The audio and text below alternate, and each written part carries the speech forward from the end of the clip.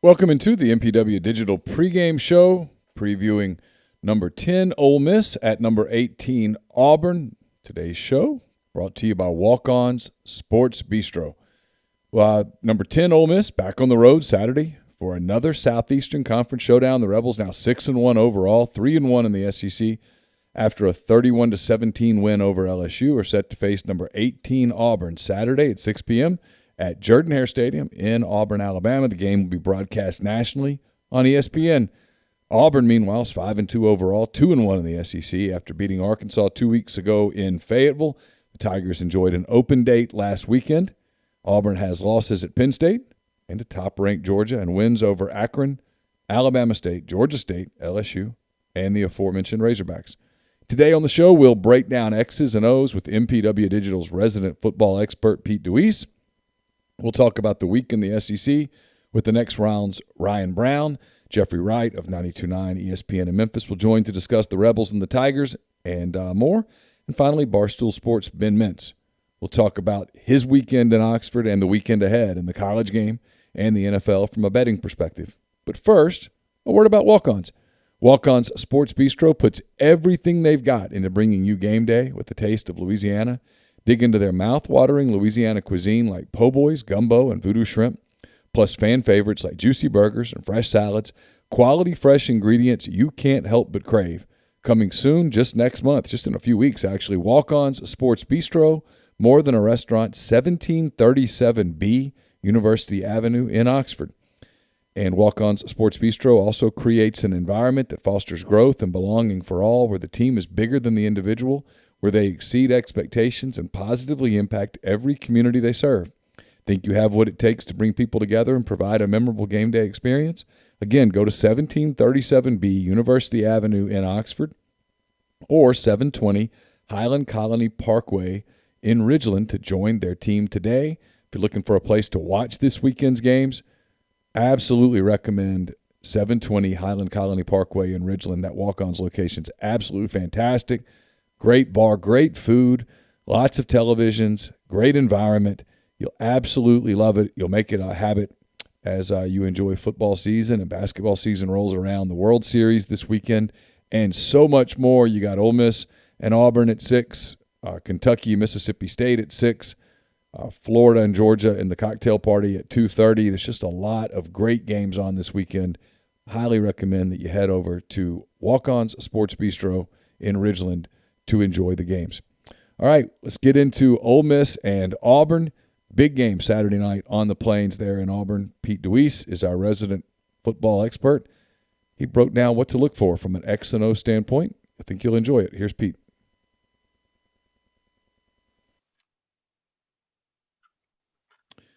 Pete DeWeese joins us as he always does each week here on the MPW Digital Pregame Show. This week it's Auburn. Huge game on the Plains. We're going to get to it real quick. I'm going to spend literally no time on LSU except to say this. Both you and I think, expected more out of the Tigers than what the Tigers brought. How much of that was LSU just didn't have the juice, and how much of that was Ole Miss had a pretty good plan for them on both sides of the ball? I think LSU came to play. I think that I think they came to play. I think when they went for it on fourth down early in the game and didn't get it, I think that it was a little bit of a blow. And it's not like they just bowed their heads at that point. I mean, they continued to fight.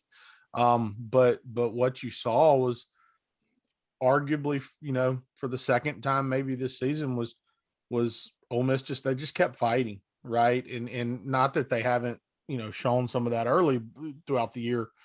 But, in the Tennessee game, they were dealt some adversity, and defensively they bowed their necks a little bit and fought. And I think they continued to do the same thing, at LSU. And eventually I think it just wore LSU down as between the crowd and the resiliency, for lack of a better word, of what Ole Miss was doing.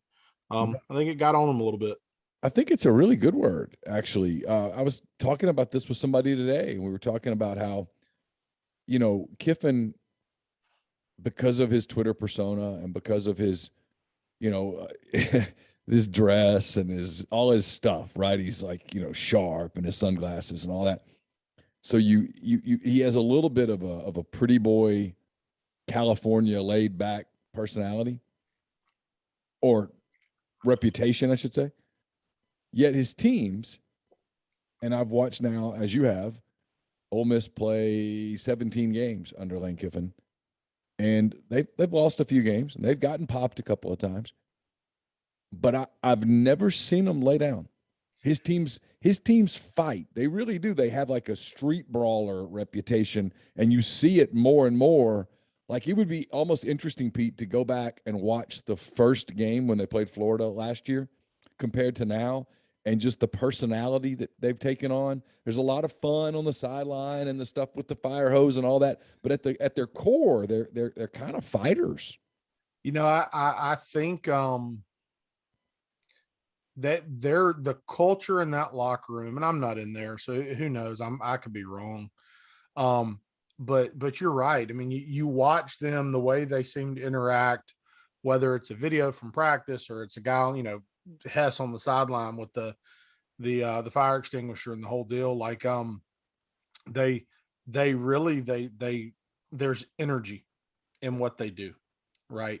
And that energy can be infectious, and it can spread. And I think when you're playing with that type of energy, and it doesn't matter even in the business world, right? If you're working on a project and there's that energy and there's people that are motivated, it's easier to stay late and work the long hours, just like it's easier to keep fighting through 4 quarters. So I think you're right. It is impressive what they've done with one wide receiver right now. Yeah. I mean, let's be honest. The guys playing right now are not necessarily guys that they walked into the Louisville game going, hey, they're going to play a ton, right? So the fact that they're manufacturing the points that they're doing with the roster they're dealing with limitations up front and nagging injuries throughout, including at quarterback, and then same thing defensively, is you come out like gangbusters against Louisville and then you lose some guys. And now you're starting to get some of those guys back, and their play has certainly made a difference. But it certainly says something about the culture and the way it's been built. And I think a lot of it probably has to do with what goes on in the off season and the strength and conditioning program. But there's no doubt it's also built in the meeting rooms, with the coaching staff and in the locker room. And so they're certainly doing something right. And they seem to have their finger kind of on the pulse of what's going to motivate those kids. And right now they're doing a really good job. So let's dive into this Auburn game, because it's a big game. I mean, man, it is a big game. There's no way around it. With each win, every game gets bigger. And let's be real, Ole Miss has 3 games left in their schedule. 2 are not losable. 3 are.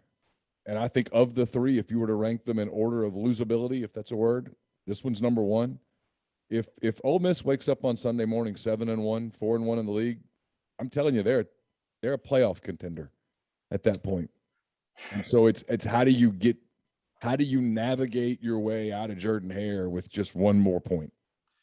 Yeah, you wonder what this team is going to look like on the road.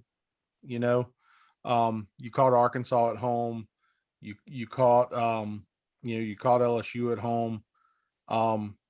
You go to Tennessee and you deal with the loud environment.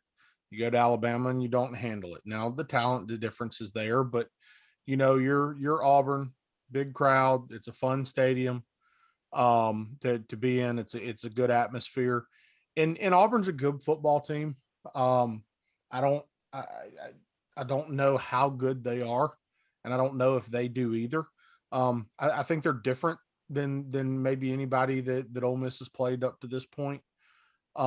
In part because they're a program in transition, right? They're where Ole Miss was last year, except they were starting with a foundation that was a little bit stronger than what Kiffin and crew had to start with. They just happened to be blessed with number 2 and number 8, and then obviously you sprinkle Ely and some of the other guys in. Auburn had some good players on field, and they got in a coach and a staff that fit. Even though it's a change, it fit the culture of who they want to be as a university, I think, and who they want to be as a program as far as still playing physical football, but using the athletes at their disposal. And so it's a big one for sure. I'm with you. It's one that you can see going either way. And I think that, a lot of it, if Ole Miss was at home, I'd feel a lot better about the game. I would too. I probably would have a complete opposite opinion on it. I'm going with Auburn by about 4, and I think I would go with Ole Miss by about 4. This is, we can say it all the time. This is a line of scrimmage game. Much like last week was, and Ole Miss won the battle, which was really impressive. Where LSU's defensive line I thought was extremely athletic. I think you maybe get a little bit more brute out of this Auburn bunch. But they're really good in their front defensively. And offensively, I don't think they're great up front. And I think they have some good ways to kind of move the pocket and do some different things to protect the quarterback. But Ole Miss is going to have his hands full defensively as well. Take it away. All right. Let's we'll kind of jump right in. Like I was saying, I think in some ways Auburn is different than anybody that Ole Miss has played. And so we're going to start by kind of looking at their defense. Derek Mason comes to town and he's always been very versatile, right? Traditionally, he's been kind of a 3-4 guy that will sometimes play with what's essentially a 2-4. He will play 2 linebackers standing up as defensive ends. He'll keep 2 big bodies on the inside and he'll move the secondary around and play some different games. And it really doesn't matter what he wants to call his personnel. It presents itself as a 4-2. And if you look it up right now, and go search the bios or the game info that Auburn puts out, they identify as a 4-2 right now. And a lot of that, I think, has to do with the personnel he inherited taking over for Kevin Steele and where the strength of the roster was. But it's still very versatile in kind of how they present themselves as a front. LSU was athletic, but they're also static. You knew for the most part how they're going to line up to certain things, which is not necessarily the case with Auburn because Derek Mason is going to give you a lot of different groups. They're not an elite unit, but they do have some really high-level talent on the field. When I was kind of looking at the numbers, 19 sacks, 8 in the SEC, is a number that maybe doesn't jump off the page or look crazy impressive. I mean, Ole Miss as a unit has 23 sacks right now. What's interesting about Auburn is I think they're like the only team maybe in the SEC with like 3 players at 4 sacks or more or something like that. So they're getting a lot of production out of their down linemen. They're not having to always bring second level players. And they have some interesting ways of getting those defensive linemen involved in the pass rush. We have seen weeks like the Arkansas week, like the Alabama week, where there is a clear standout rusher. And we saw last week where the edge rushers for LSU were really dominant with a good nose, but really dominant with Ojulari and the guys on the edge. Auburn is kind of across the board and maybe a little bit more solid up the middle in their pass rush than maybe some of the other teams. They've only got 4 interceptions on the season, 11th in the SEC in that. But they're fairly solid back there. They've got some older guys. They've got some leadership back there. In what I watched, you don't see them just turn a lot of things loose necessarily. But you also don't see them, necessarily bring the ball home very much. They've only got 2 fumble recoveries on the season. They forced some fumbles, haven't been able to get back on them. But I thought it was interesting. I was kind of, when I was digging that stuff up, Ole Miss actually has 8 fumble recoveries on the season, which leads the league. And I didn't realize it had been that many, but Ole Miss has in many ways been pretty opportunistic on defense, despite maybe some of their early season struggles. Points per game wise, you look at it and Auburn's given up 19.7 a game. It's fourth in the SEC. It's top 30 in the country. By today's metrics, it's a pretty solid number. Pretty good, yeah. You take their first 2 games out, right? You take the Akron game and the I think Alabama State game out, and they're giving up 25.5 points a game. Now that's a decent jump, right? The competition gets better, the points go up, but 25 points a game that's not awful by today's standards and the way that offenses are playing. They're right at 217 passing yards a game, 126 rushing yards per game. Teams have had success, obviously. Penn State had a good night against them. It was a fight. But Penn State was able to move the ball on them. And there have been some teams that have had some success. It's what, and if you think about when Ole Miss has played Vandy in the past, right, is a lot of teams have had success maybe moving the ball on Vandy, but then Vandy would find a way to get themselves off the field, forcing a turnover, holding you to a field goal, right? Because Derek Mason, he understands what he's doing, and he may give you some things, but at some point he's going to dial in and he's going to bow his neck a little bit. And that's kind of what you see when you watch them, I think. Personnel wise, McClain, the linebacker, 53 tackles. Wooten, who they list kind of as their star player. He's kind of an outside linebacker hybrid type. They put him where they need based on the personnel they're facing at 52 tackles. And then the next leading tackler, it's a big drop off. Those 2 guys in a lot of ways make them go from a production standpoint. Wooden, the D end, 3.5 sacks. Leota, I'm not positive how to pronounce it. I didn't look at the phonetic spelling there, but you're 4 sacks for him. And then Hall's got 4 sacks. So they produce pass rush with their front 4. You look at those 2 edge guys as they have them labeled. They're essentially defensive ends. So they're producing a lot of their sacks with their first level players. Their second level guys are cleaning up a lot in the run game, which tells you the first level guys are doing a good job kind of controlling the line of scrimmage. I think, kind of at the end of it, I think that number 10 and number 21, I think it's Pritchett or Prickett, and then Smoke Monday are their 2 safeties. They give them a lot of versatility on the defensive side of the ball, and allow him to do a lot in coverage when he needs to. So I think those guys, whether it's McClain or Wooten, or you're talking on the back end and looking at the 2 safeties, lot of versatility in what those guys give you.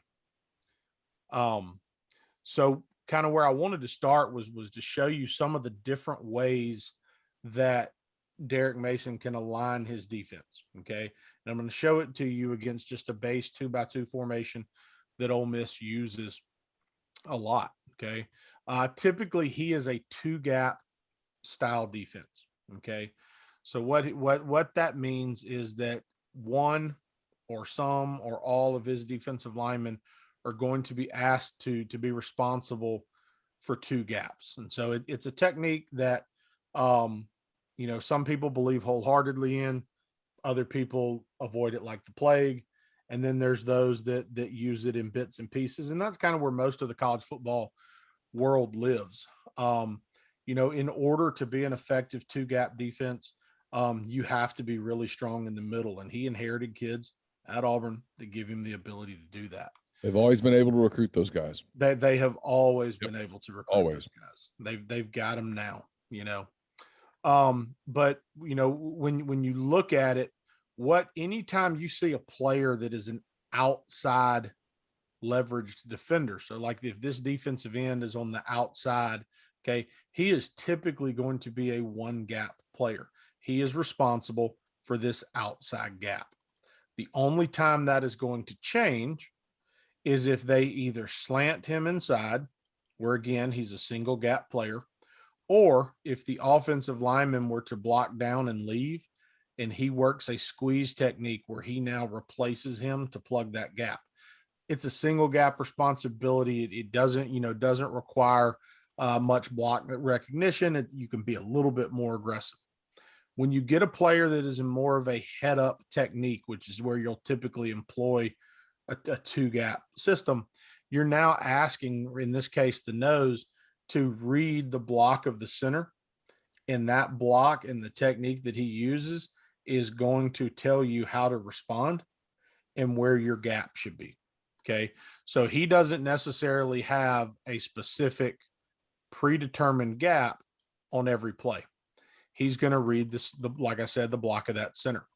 If he feels the center go back to block on somebody else, he is going to put himself back into this play side gap. Okay. If he feels the center step to him to the right, if he can own this gap, he is going to own it. If he cannot get his head across and get in front, he's going to do what a lot of people call a lag technique. He is going to ride that back shoulder and try to widen the gap and keep the center there at the line. And now I'm going to fill that gap from the backside. By doing so, if I can effectively keep the center on me by playing his back shoulder and maintaining leverage and hands on his chest, now you give a backside linebacker an opportunity to scrape through while still protecting against any type of a cutback. So there's a lot of nuance in how you have to teach and drill that. And as little as it is, sometimes you can tell, especially when teams are playing some type of an odd front. If you see a defensive lineman that is playing with both hands on the ground and his feet are either balanced or with a real slight stagger, it's like that because he has to have the ability to play with both hands and to play laterally based on the type of block that he gets. So that's a little thing, right? When you're watching football on Saturday or Sunday, when you see that D lineman, feet almost balanced, both hands in the ground, butt up in the air, he may be playing a little bit more flat back than butt really up in the air. It's because and oftentimes backed off the ball a little bit. He is now playing in a position that's asking him to read and react to the gap. It's not a passive style. It is an aggressive reactive style, right?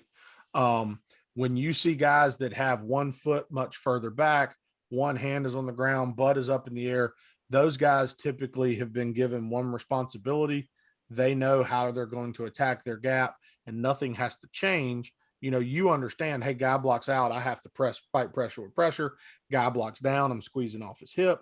It's a little easier to do. Your stance is more aggressive. You're off the ball in a hurry, right? But to play the style that Mason wants to play, especially on rundowns, sometimes you'll see those defensive linemen get those balanced stances, and that's often an indicator. He really right now is not getting in this look a ton, except on passing downs.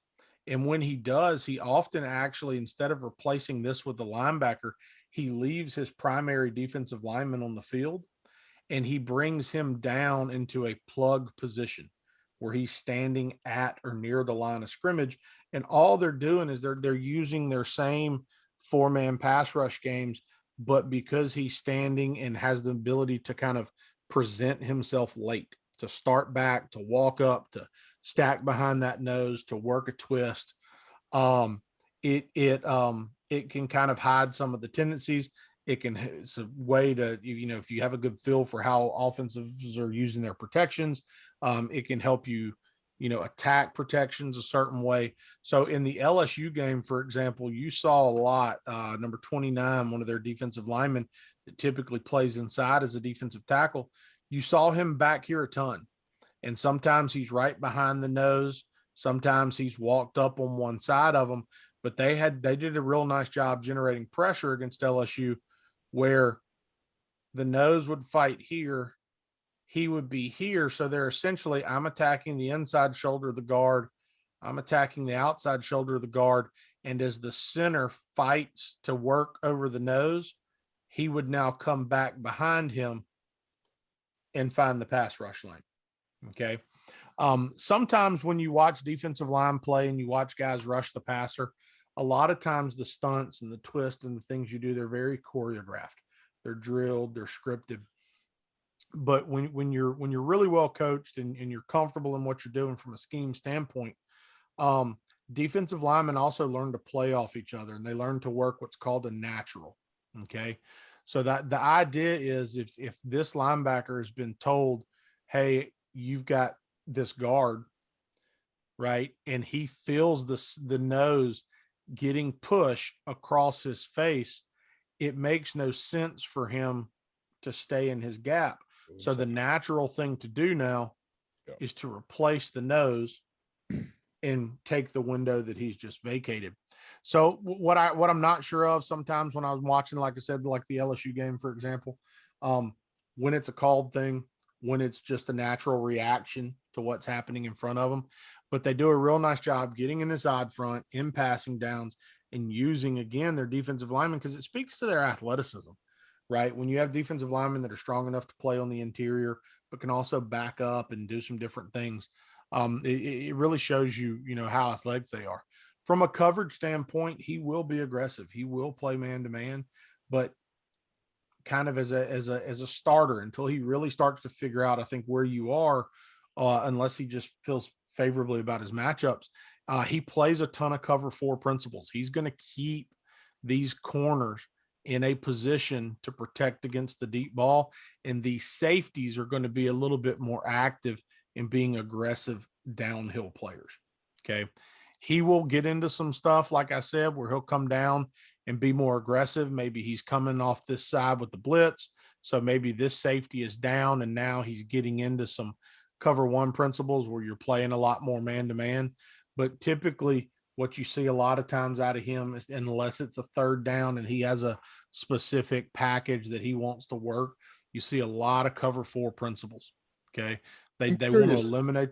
I'm sorry, go ahead. No, I was going to say they want to eliminate the deep ball. They want to keep things in front of them. And then everything that they're trying to do is they're going to set a hard edge and funnel the ball back inside to these backers who are trying to scrape clean over the top of things and know that they have a safety that's funneling down to fit things up behind them. That's kind of where the precipices of his defense is built on, really boxing things and funneling them back into those interior players. Okay. A lot of times you will see that same kind of 3-4 alignment, but it'll present itself as a 4-man front. So you'll be 3-point stance, 3-point stance, 3-point stance. And then he may be standing up in a linebacker type stance at the line of scrimmage, presenting himself as a blitzer. When they do that, obviously, and they've essentially become this 4-man front, a lot of times that causes them to adjust their secondary. So that's when you start getting into more aggressive coverage situations for them. And where I see them living most of the games, I watched Arkansas, I watched Georgia, and I watched LSU. I saw some of the Penn State live, saw the end of the Georgia State game because I thought that the thing was about to be a thing. But most of what I see when they're on the field right now is they're playing essentially with these two stand-up edge players that are kind of hybrid DN linebacker type guys with big bodies on the inside. And because of their versatility here and the depth that they have at those positions, they're able to do a lot of things from a coverage perspective, from a pressure perspective. It gives him a lot of versatility right now. And so that is one thing about them defensively, is they are going to give you a lot of looks. And I would think to some degree that Kiffin and Levy, probably have to have a little bit of a plan based on what look they're getting. And if you get them in a look, you're going to try to use tempo to keep them in that look, because now you know how you want to attack it, right? You build that in your game plan throughout the week. So, last week, Ole Miss was not necessarily as fast in their tempo as they want to be. And a lot of it, and I think Lane talked about it in his pressers, you're moving Drummond around more because you're trying to create matchups. And so it forces you to slow down because there's more moving pieces and what's going on. So I'll be curious to see, who can Ole Miss run out there on Saturday at wide receiver, who's actually healthy. And then how does that affect their tempo? Because if they can stay in their tempo against Derek Mason, I think they want to stay in their tempo against him. It's what I was going to ask is, if you're Mason, and let's say you look out there and it's pretty obvious that Braylon Sanders isn't going to go. And I have no idea. It's kind of what I anticipate, but I could be dead wrong. Week to week means week to week. But let's just say that he's not out there, that it's just Drummond and some dudes. And you've got this center guard that is new faces, inexperienced, new stuff. Does that make you more apt to be a little conservative defensively because you're not as worried about the deep ball and you just want to make sure that, hey, we're going to make them earn everything they get? Or does that make you more aggressive? That's it. It's a good question. It's kind of a personality thing. It's personality of the coach. It's personality of the kids, but by now he knows how his kids play best. Right. And when I watched them against Arkansas, early in that game, because very much like Ole Miss does, Arkansas plays tempo and they give you a lot of looks and they use different motions and there's read game. I thought that he played things fairly simple until he could get them into 3rd and long and situations where he felt comfortable that he knew what was coming. Right. So I would anticipate that if Ole Miss can have some success and there is an element of tempo there, that you're going to see that not conservative necessarily, but you're going to see him be, just focus on being sound because they can attack you all over. Right. But if there's blood in the water, game in Fayetteville too, because, KJ did not play particularly well. KJ Jefferson. Yeah. Nope. Yet they had a really difficult time guarding Burks. Most everybody does. He was open several times and KJ just couldn't get to him, couldn't get in the ball. Arkansas had some success until the late 3rd quarter when the game got squirrely on the KJ had the fumble in the end zone. Other than that, at that point, I kind of felt like Arkansas was in control. Watching that game and the LSU game, and Bo Nix made some plays, and a couple of the other guys, the tight end, made some plays in that LSU game. Mm-hmm. But if you watch it early, you're going, almost LSU lost this. Yeah, for sure. Mm-hmm. And the Arkansas game is kind of back and forth. And you're like, man, this thing had to have been a shootout right down to the wire. And then in the 3rd quarter, it gets away from them a little bit. So, I think that's why when people look, they're good. Auburn's good, and they're a threat. There's no question. But this is not Alabama out there. No, it's not. And look, I mean, they played Georgia and they did some good things against Georgia. And in some ways, Georgia could have made that game a little bigger, and in some ways Auburn did a good job to keep it what it was. And so, they're a good football team. There's not a team in the SEC that doesn't have talent. And you're talking about a roster that is,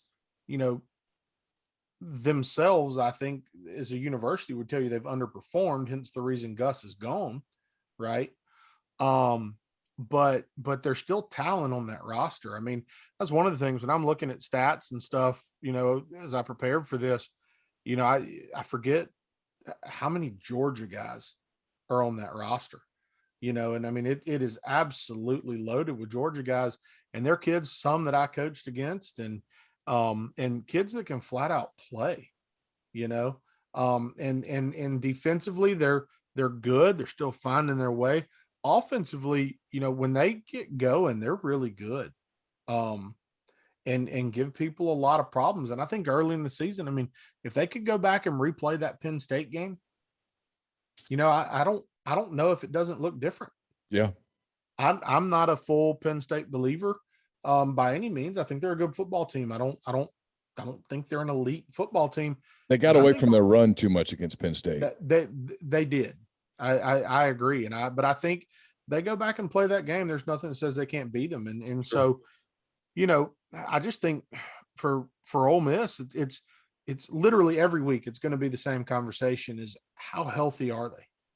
Right. Because at some point, the job they've done to kind of hide and mask and overcome some of the injuries is an amazing credit to the coaching staff and the players on the field. But at some point they're going to run into a wall, somebody that is a little bit more healthy. And that's my biggest fear about Auburn is Auburn's coming off a bye week.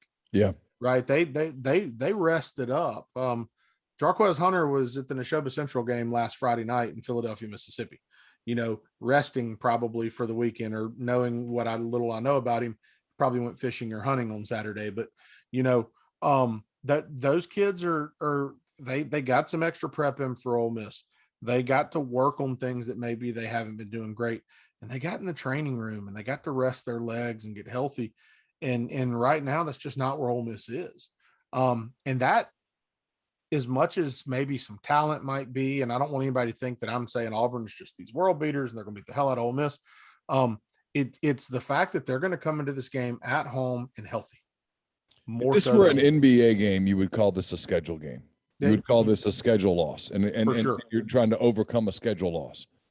For sure. I'm not saying Ole Miss can't win. I think Ole Miss has a real shot to win. But all the intangibles are in Auburn's favor.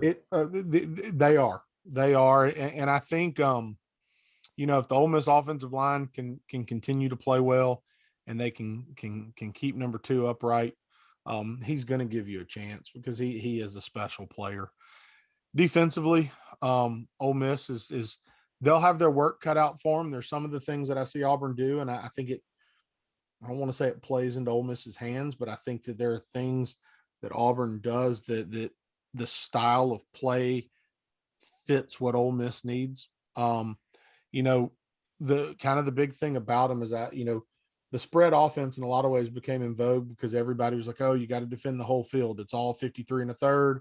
We're going to get everybody involved and we're going to do this and do that. Auburn is much more of a pro style offense, but they're making you defend every inch of the field, and with how they choose to attack you. Multiple personnel groupings. They typically play with 1 tight end on the field. They will play with 2 tight ends quite a bit. They use motion a ton in what they do. They will go under center. When they go under center, I think that it's a ton of play action and bootleg. And they force you to communicate and adjust and they do all those things that the good offenses want to do. And right now Bo Nix is playing at a good level. He's 60% completion on the year, not just crazy yardage. I mean, Corral's at 1,900 yards. You see that Bo Nix is just under 1,500 yards. But the 8 touchdowns and 2 interceptions is kind of the big thing. Is he's not making mistakes, and Auburn's given up, I think, 7 sacks on the season. And so, that's a pretty good clip to be this far into the season now, to have played some of the teams that they've played, and including Georgia, who's the best defense in the country, and to have only given up 7 sacks. So it tells you, I think, he avoided like 7 against LSU with his own athleticism. It's the biggest thing I've ever seen. That's the thing, right? Like you look at that and you go, man, they must be good up front. I don't think they're great up front. They move the pocket a ton. There's a ton of bootleg, a ton of sprint out things to try to get him off his spot, so that you can't just tee off on him. But his athleticism is arguably the most underrated aspect of his game. And yeah, he made the one play. He pulled a zone read that he should not have pulled, and then is getting tackled and just kind of basketball passes it over one guy into his tight end's hand for a first down. And so he's done a good job protecting himself. When you look at the difference makers, Bigsby, Georgia kid, by far the leading ball carrier, 526 yards, 6 touchdowns. And then Jarquez Hunter, who's a Mississippi kid, half the carries almost of Bigsby, but within 30 yards production wise. He's busted off some big runs this year. I actually played high school ball with his dad. Is that right? I think his father was like a freshman playing varsity my senior year of high school. He is a kid that Mississippi State will regret. Listen, I can't tell you I've spoken with his father since I graduated from high school. But from everything that I hear and everything I know from people back home, very quiet kid, very humble kid. Everybody at his high school loved him. And he's a kid that a lot of schools, they told him they didn't think he was a running back. They either wanted him to play linebacker. People thought he was too slow. People thought he was too small. And, we were talking beforehand a little bit about recruiting and talking about some of the trickle down of how high school kids are getting hurt in recruiting with all that's going on with the portal and some of that. When you take the portal and you put COVID on top of it, this is a kid that was coming into his senior year after a great junior year, and there's no camps to go to, right? He can't walk onto a campus and run a 40 for somebody and have their guys measure him in the weight room. And so he's a kid that kind of, he was falling beneath those cracks. And then Will Friend, who is the offensive line coach at Auburn, has been with Mike Bobo at several stops, including Georgia and Colorado State. And, Will is from Neshoba Central. And his father was a longtime high school coach in Mississippi and was Will's coach in high school. And, he kept hearing from people. And I think he went home and he saw it. He heard. And so it kind of ended up a little bit of a storybook for Jarquez. And from what I hear, it's kind of where he always wanted to be. But he's a kid that they are, for my money, I think Arkansas's backfield is the best that Ole Miss has faced, followed probably closely by Alabama's. I just think the fact that Arkansas has 4 guys that can get it done, and Alabama probably does too, but in reality, there's 2 guys they lean on, right? Auburn's kind of right there in that mix. You've got 2 big physical runners that still have some speed. What's interesting to me about them when I look statistically at who they are, you don't have one player over 23 catches. Demetrius Robinson, Georgia kid, 3rd college now, right? Started at Cal, then went to Georgia, now at Auburn. Yeah. But you're the 20th most receptions in the SEC, the 21st, the 28th, and the 29th. You look at Ole Miss, Drummond is in the top 4, and then there's not anybody again for a long time, right? And you look at a lot of the other rosters outside of Alabama, and you kind of see some of the same things. So these numbers to me are a real indicator of their style of play offensively, right? The fact that you have 4 guys all kind of right there together as far as receptions with nobody that is just far and above. Now, some of the Auburn fans will tell you that's because some of their receivers have been a little bit of a disappointment. Okay. And I get that. But I think from a distribution standpoint, right, when you look at, they play 3 tailbacks, 2 of them are far and above. From a touch standpoint, you look at, 4 guys right there, right around each other from a reception standpoint. The Shanker kid is a tight end. The other 3 are receivers. It shows you how Mike Bobo and Bo Nix are delivering the ball and getting it out to a lot of people in a lot of different ways. I don't know what offense Ole Miss has played that I would compare them to. In some ways, they remind me of some of the things that Tulane did. In some ways, they remind me a little bit of what Auburn did, or not Auburn, what Alabama did, but they're not the same. I really focused on their offense versus Arkansas, if for no other reason that from a personnel standpoint and a defensive structure standpoint, there's similarity between the Ole Miss defense and the Arkansas defense. Right? Yet another advantage for Auburn. So they're coming off of almost a trial run. And look, there's differences between what they're doing, and Ole Miss has certainly kind of added to their bag of tricks in the last couple of weeks. But it doesn't hurt them. There's one big thing to point out. The differences. They played an Arkansas team that Catalan didn't play that day, and that was significant. And they picked on his backup quite a bit. Ole Miss, on the other hand, has added Jake Springer and is getting healthier on defense. They've somehow been able to avoid on defense some of the stuff that's eating them alive on offense. I actually think Ole Miss's defense is pretty healthy and playing a lot better right now. Auburn caught Arkansas's defense at the end of a run 7 days after they played Ole Miss for 270-something plays or whatever it was. I'm kidding, but it was a lot of plays. And Catalan, who is their best defensive back, didn't play. Well, I mean, there's something to that. I mean, let's look at Tennessee last week. Tennessee came out gangbusters, and slowly they were worn down. Yeah. You don't go play a game like the Ole Miss Arkansas game or the Ole Miss Tennessee game where you play that many snaps, that much emotion, that much, it's been a big talk. And then all of a sudden you lose that game and you come out, how much juice do you have? It's a real thing. Right. And so, yeah, that they definitely caught Arkansas at the right time. And that's, people like to joke about Auburn Jesus. But he may have played a role in that scheduling, and you hope that he didn't play a role in the scheduling this week as far as when they're catching Ole Miss. But, I watch him come out against Arkansas, and, like I said, they're going to use a lot of different personnel groupings. So they open the game with Bigsby and Hunter in the backfield together. They had the tight end out wide and they motioned him in.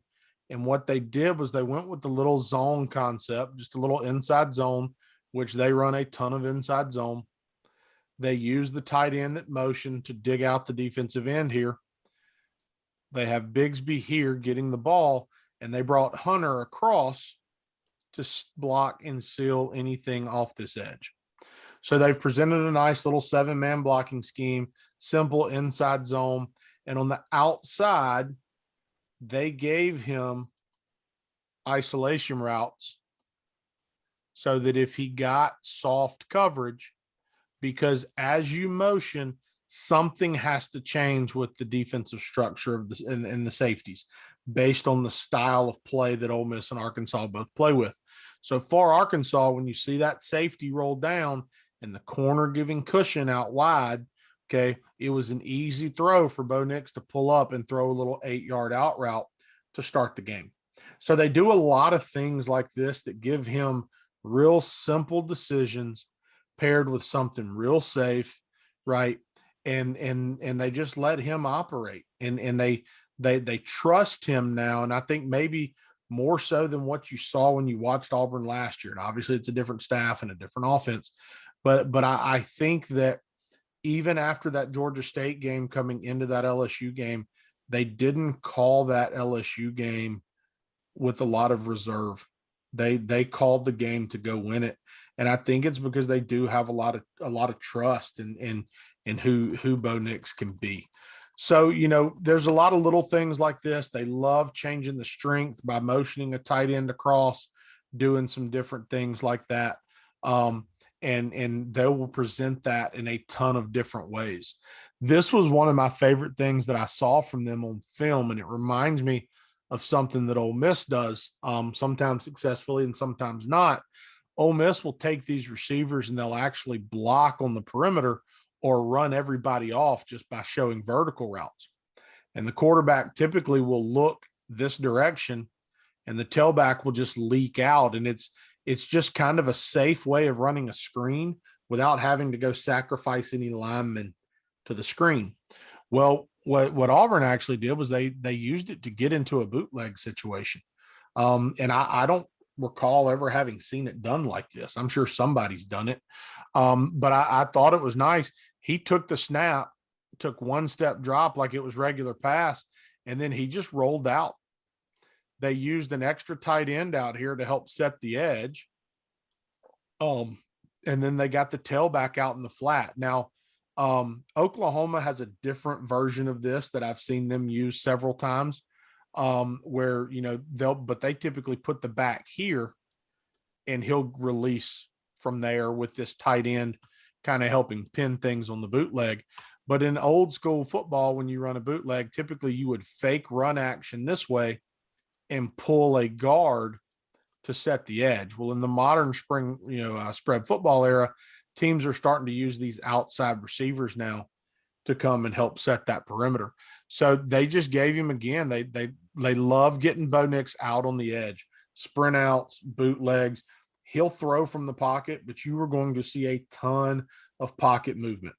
Their favorite thing to do, basic football, is they build in some type of a 3-man level.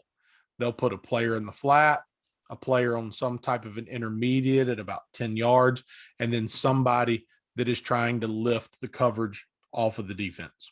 Okay. And they're going to level that off as much as they can.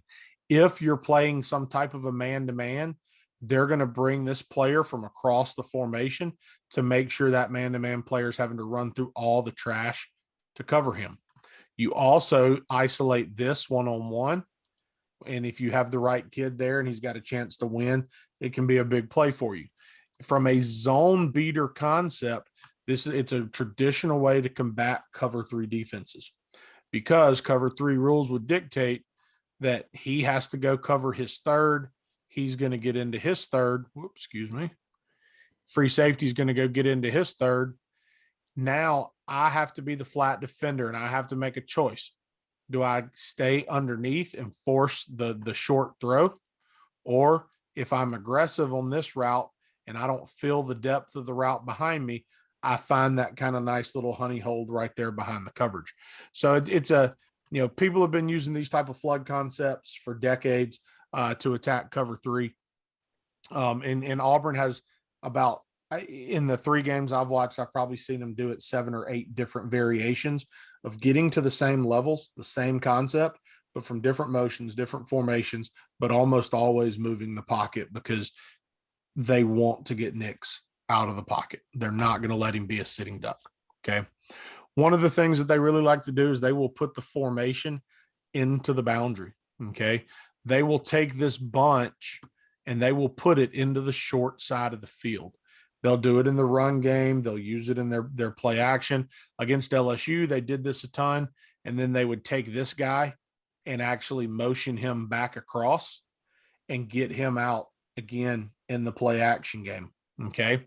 What they did against Arkansas, okay, just showed you this concept where they've built this 3-man levels where I've got the flat player, this intermediate out, and then I've got somebody that's taking the top off the defense. Now they've found another way to present the exact same thing. So from a read standpoint, from a teaching standpoint for the quarterback, he's going through very similar progression. We're not having to boot him to it or work any type of a rollout right here. We're doing it from the pocket. How they've changed the picture now is they take this point receiver and he takes what's called a spray release. He's going to work outside to attack that corner, almost to grab that corner, and then he's going to push vertical. That corner's got a decision to make. If his rules are to lift and go with him, then I've done my job to open up the intermediate route. If that corner sits and doesn't take it, that spray release, that outside release, distances me from the safety. I was going to say that safety better get there quick. He's got a long way to go now, right? Well, the other thing that they've now done is they take this H and now they put him on this staggered release where he's going to stack just out behind or inside of the spray release by this point man. When I do that now, you are telling him I have to protect the post, because if this guy were to break to the post or dig, I have it. It's mine. I don't have help there, right? So now you force him to sink, you force him to protect his inside, and when he breaks out now, you've put the flat defender again back into that same bind, right? If he gets depth, we throw it into the flat, which is actually what happened on the play against Arkansas. And these are all from the first drive against Arkansas. To the backside, they put this fade out here, okay? If you decide to play some type of coverage that brings this free safety over to protect the middle of the field and now puts him here, you've isolated now a receiver to the field with a lot of space for the quarterback to work the football. If this guy were to bail out of there, this receiver is probably going to put the brakes on and turn it into a comeback route. If, excuse me, if you walk up and press that receiver, if they like the matchup, you now get a one-on-one for a deep shot. So burying the formation into the boundary like this, where you take the bulk of the passing strength and put it into the boundary, again, it's about dictating gaps in numbers. You also help dictate coverage like that. It's a very solid way to kind of create some problems from a defensive structure standpoint. You also get into, like I said, against LSU where they're motioning this guy across. And now you get into bootleg game where you fake there, you get him out of the pocket again because they love to do it. And now they build the same essential concept coming back the other direction. Because what they did now is they pushed him here vertical. Now he tucked behind, and instead of running an out route, he just worked here and sat down on the sidelines. And the fullback or tight end came behind the line of scrimmage post snap. And now you've built the same 3 layers. So Auburn has, like I said, a ton of different ways of getting to that. And I think it's something that you will see a lot against Ole Miss. You want to see them get in the run game and try to affect Springer and Reese and those guys and get them working on these flat routes to try and open up space for a drag route or some type of intermediate route behind them. So I think, you see it in every game Auburn plays. It's not going to be any different against Ole Miss. Okay. And kind of the last one is we've talked several times this season about compressed sets where people will bring these guys down and they'll get them closer to the line of scrimmage and get everybody a little bit closer to the box. And Auburn, again, they do a lot of things with it. They'll motion, they'll shift, they'll play action. One of the interesting things that they do from it that you don't see out of necessarily a lot of people is they actually will run screens from it. A lot of times offenses work screens from wider sets because they want to eliminate threats from the box. They want to take people out of there so they can come back and replace it.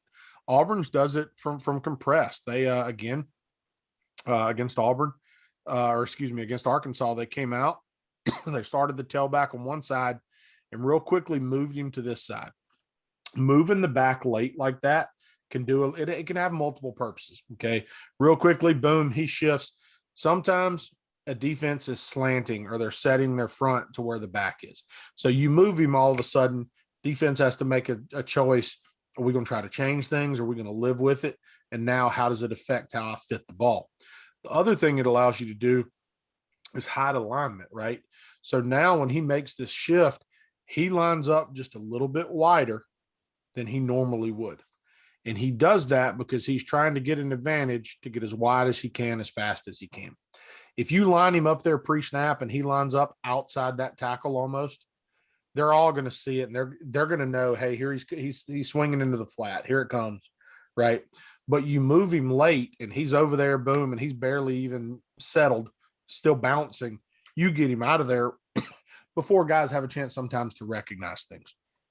So they move him late, swing him out, and they blocked solid on this side. So they just had the opportunity, if the numbers presented themselves, to throw the swing to that side.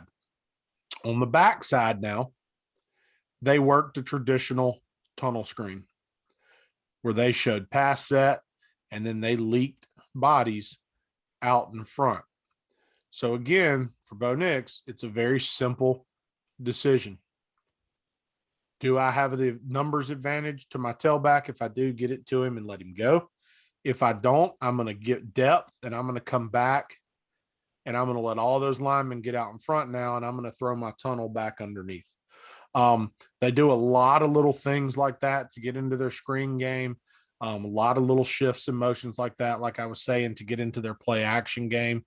And, I think living in Georgia and having met Mike Bobo as a recruiter when he was still at Georgia, he took a lot of heat from Georgia fans. Yeah. And it wasn't necessarily always warranted. But I think his growth, at both at Colorado State as well as other stops, kind of in between. And then his kind of marriage with Harsin, because I think they have similar styles offensively and they're both able to bring things kind of to this collective table. It's really made for an offense that is, I think, grown each week, become more comfortable with who they are. And it'll be interesting to see how the Ole Miss defense handles them. Yeah, I am, because I think it's an Auburn offense that's growing, and I think it's an Ole Miss defense that's growing. They've clearly gotten better the last 2 weeks. They're more comfortable, and Springer's made a difference, and Sam Williams is giving them the effort that they've been wanting for a year and a half now. They're getting it from him. Cedric Johnson's coming along, showing some real signs. Mark Robinson's emerging as a true SEC linebacker, one of the best stories in the league. It's got a chance to be a great matchup. It really does. And I know, I think I put this on the board Saturday. I was having fun going back and posting some things on the board underneath the original posting with the link to last week's video. And, the sack fumble by 33 was literally textbook. They will use that clip to teach off of for next season. And I think the way that you're seeing Ole Miss play right now, they are more sound in both a technique standpoint, a structure standpoint, and in just how they're tackling than they've been in a long time. And it's little things sometimes that you may not notice if you don't know what you're looking for. But just, I think it was the Tennessee game. I don't recall, but there was somebody on the message board. I was kind of checking it at some random point during the game, and people were saying a certain player in the secondary was soft, right? He's soft. And yeah, he had missed a tackle a couple plays before, whatever. And literally as I'm reading it, I look up, and this is a safety coming down, taking on an offensive lineman in the run game with a perfect hand and hat placement and shocking that offensive lineman and snapping his head back and forcing the ball back into the linebackers.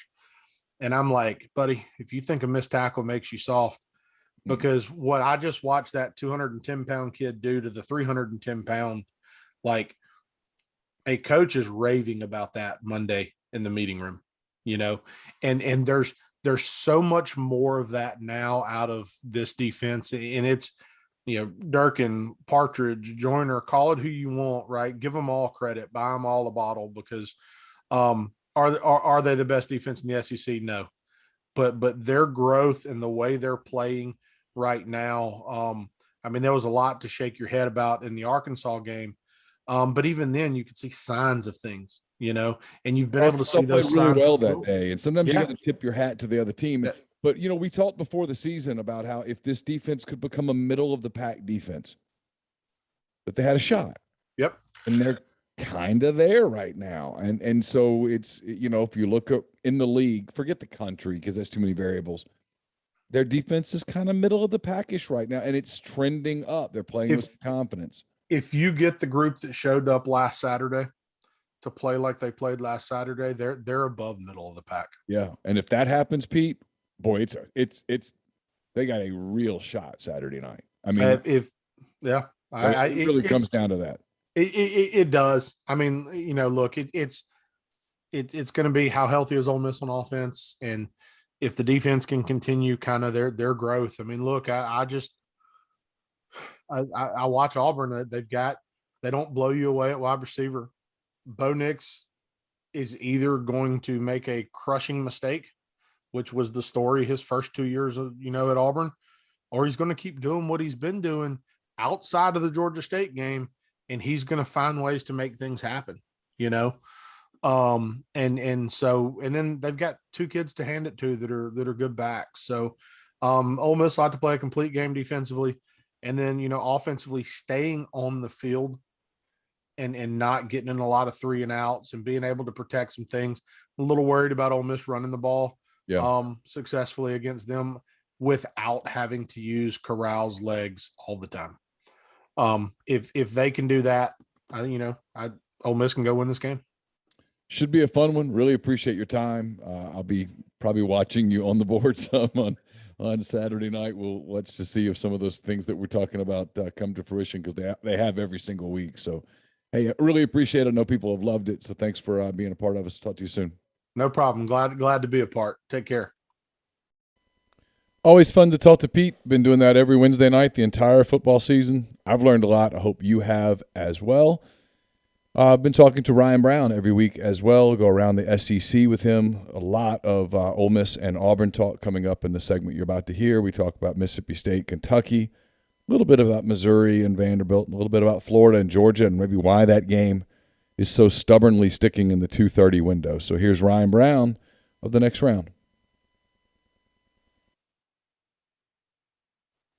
Ryan Brown of The Next Round joins us as he always does for our tour around the SEC. We might touch on a couple things beyond the SEC, but I do want to get his thoughts on the SEC games this week, some of the storylines around the league as we get rolling. Ryan, how are you? Neal, I'm doing awesome. You doing all right today? I'm doing well. Doing well. Got a little mini rant out of the way there for you before we hit the button, and now I'm good. I feel good all of a sudden. All right, let's start with this one. Ole Miss at Auburn. You had Ole Miss before the season going 10-2. I was on your show earlier today, and I told you that in my preseason I had Ole Miss at 6-1 going to Auburn. So both of us look pretty smart right now. So good for us, first of all. Yay. Yeah, it's hard. It's hard for me to look smart, so I'm glad I'm done. Well, I'm right there. So when I happen to, I'm going to celebrate it quickly. I think this is a really tough assignment for Ole Miss. I've had other people tell me, no, I love Ole Miss. We had Chase Goodbread, who I know you know. Chase was on our show earlier on Thursday and thinks Ole Miss wins and maybe wins easily. There is some talk around here that maybe Braylon Sanders will be back for the game, and I do think that's a game changer in some ways if Braylon's available to play, if he's healthy. Just your thoughts on Ole Miss at Auburn. There's a lot there. There is. It's to me the best game on the board. I know Michigan State is technically more important on the national level because it does have national championship implications, and you could maybe make a path for Ole Miss and Auburn to have that, but it's certainly neither one of them controls. Well, Auburn controls their own destiny in the West, but not necessarily the national championship. I mean that we could push that aside. To me, this is the best game, the most exciting game on the board. And I got to be honest with you, when the line came out Sunday, I was interested. It was the first one I looked at. I was surprised to see Auburn favored. And a lot of people here, and I think a lot of people you're talking to, say Auburn has improved, and they have improved. I view Ole Miss as a better team than them. And one of the guys I do my show with, Lance Taylor, Lance, he's a guy that really looks at this from a Vegas perspective, and he thinks they're pretty close. If not, Auburn might not be slightly better. I think he likes Auburn in this spot, but I've got a great deal of respect for this Ole Miss team. I think they're the third best team in the SEC behind Georgia and Alabama. And just the way they destroyed LSU, and I know that's a decimated LSU team that I think in a lot of ways is punched out this season mentally. But just the way that all went down, I just think Ole Miss is a better team than Auburn. I think Ole Miss wins this game. I think it'll be a tight game. I think it'll be a game that'll be played very entertaining in the 30s, but I think Ole Miss wins this game. Yeah, the whole LSU's checked out thing, they were coming off of a big win over Florida, and they answered the bell on Saturday. Ole Miss just absorbed their first couple of punches and then went from there. I thought it was sort of indicative of what Lane Kiffin teams do. It's funny, and you talked about this, and we talked about it on your show on Thursday, but everybody with Kiffin, and some of it is because of the personality and the Twitter persona and the sunglasses and the suits and some of the stuff, and some of it is because he has a reputation for being this wide open, pass happy guy. No, his teams are kind of physical, and his teams are sort of relentless. Even when you beat them, it's a full day at the office. When you play them, they're going to come at you, and they're going to play physically. They're not going to be intimidated. That's kind of their personality, and it's. I don't even know where I'm going with this, Ryan. It's funny. Well, yeah. People do this thing about, when they play a physical team, I'm like, they are a physical team. Yeah. You said it on my show that it's a lazy narrative, and it is, because it's just like if somebody scores a lot of points and is viewed as a wide open offensive guy and has a good quarterback, he must throw the ball all the time.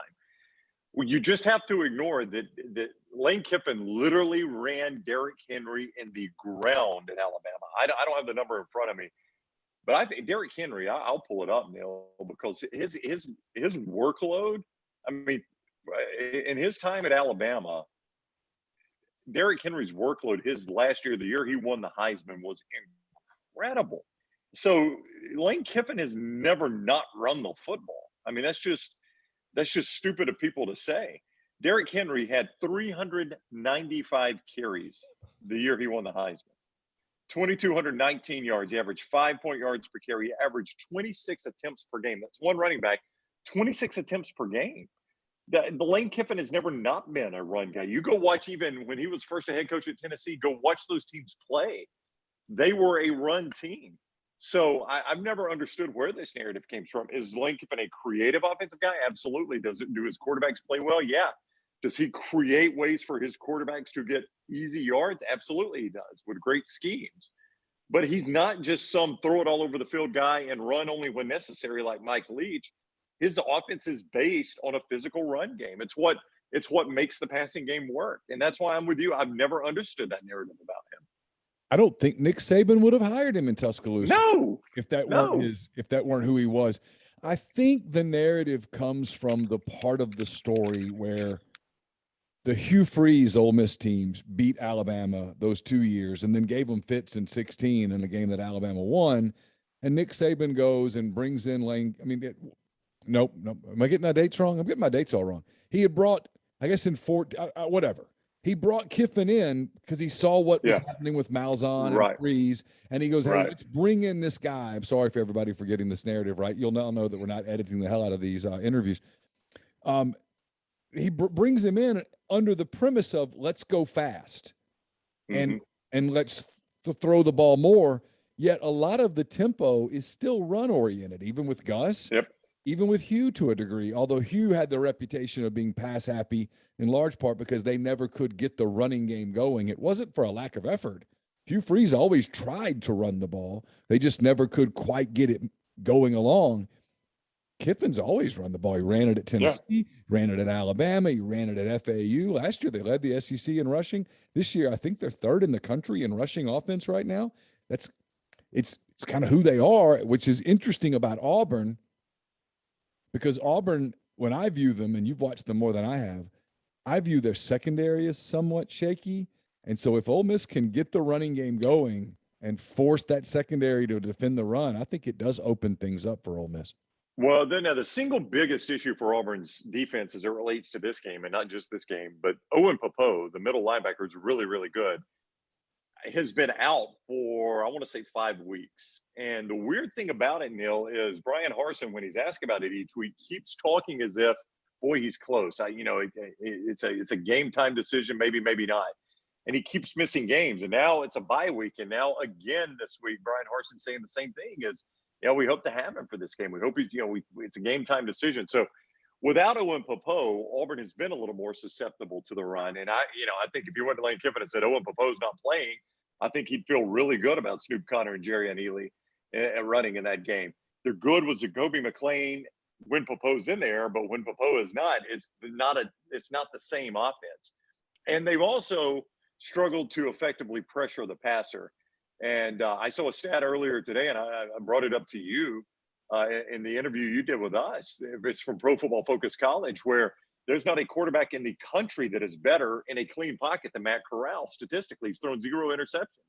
So I think that's the challenge for Auburn's defense is if you don't have Owen Popo, how do you effectively stop that run in the center of the field?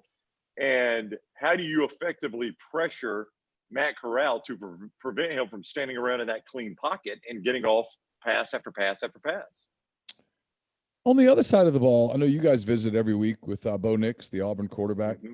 What have been your impressions of sort of how he has come along? Because it was not that long ago that he was benched.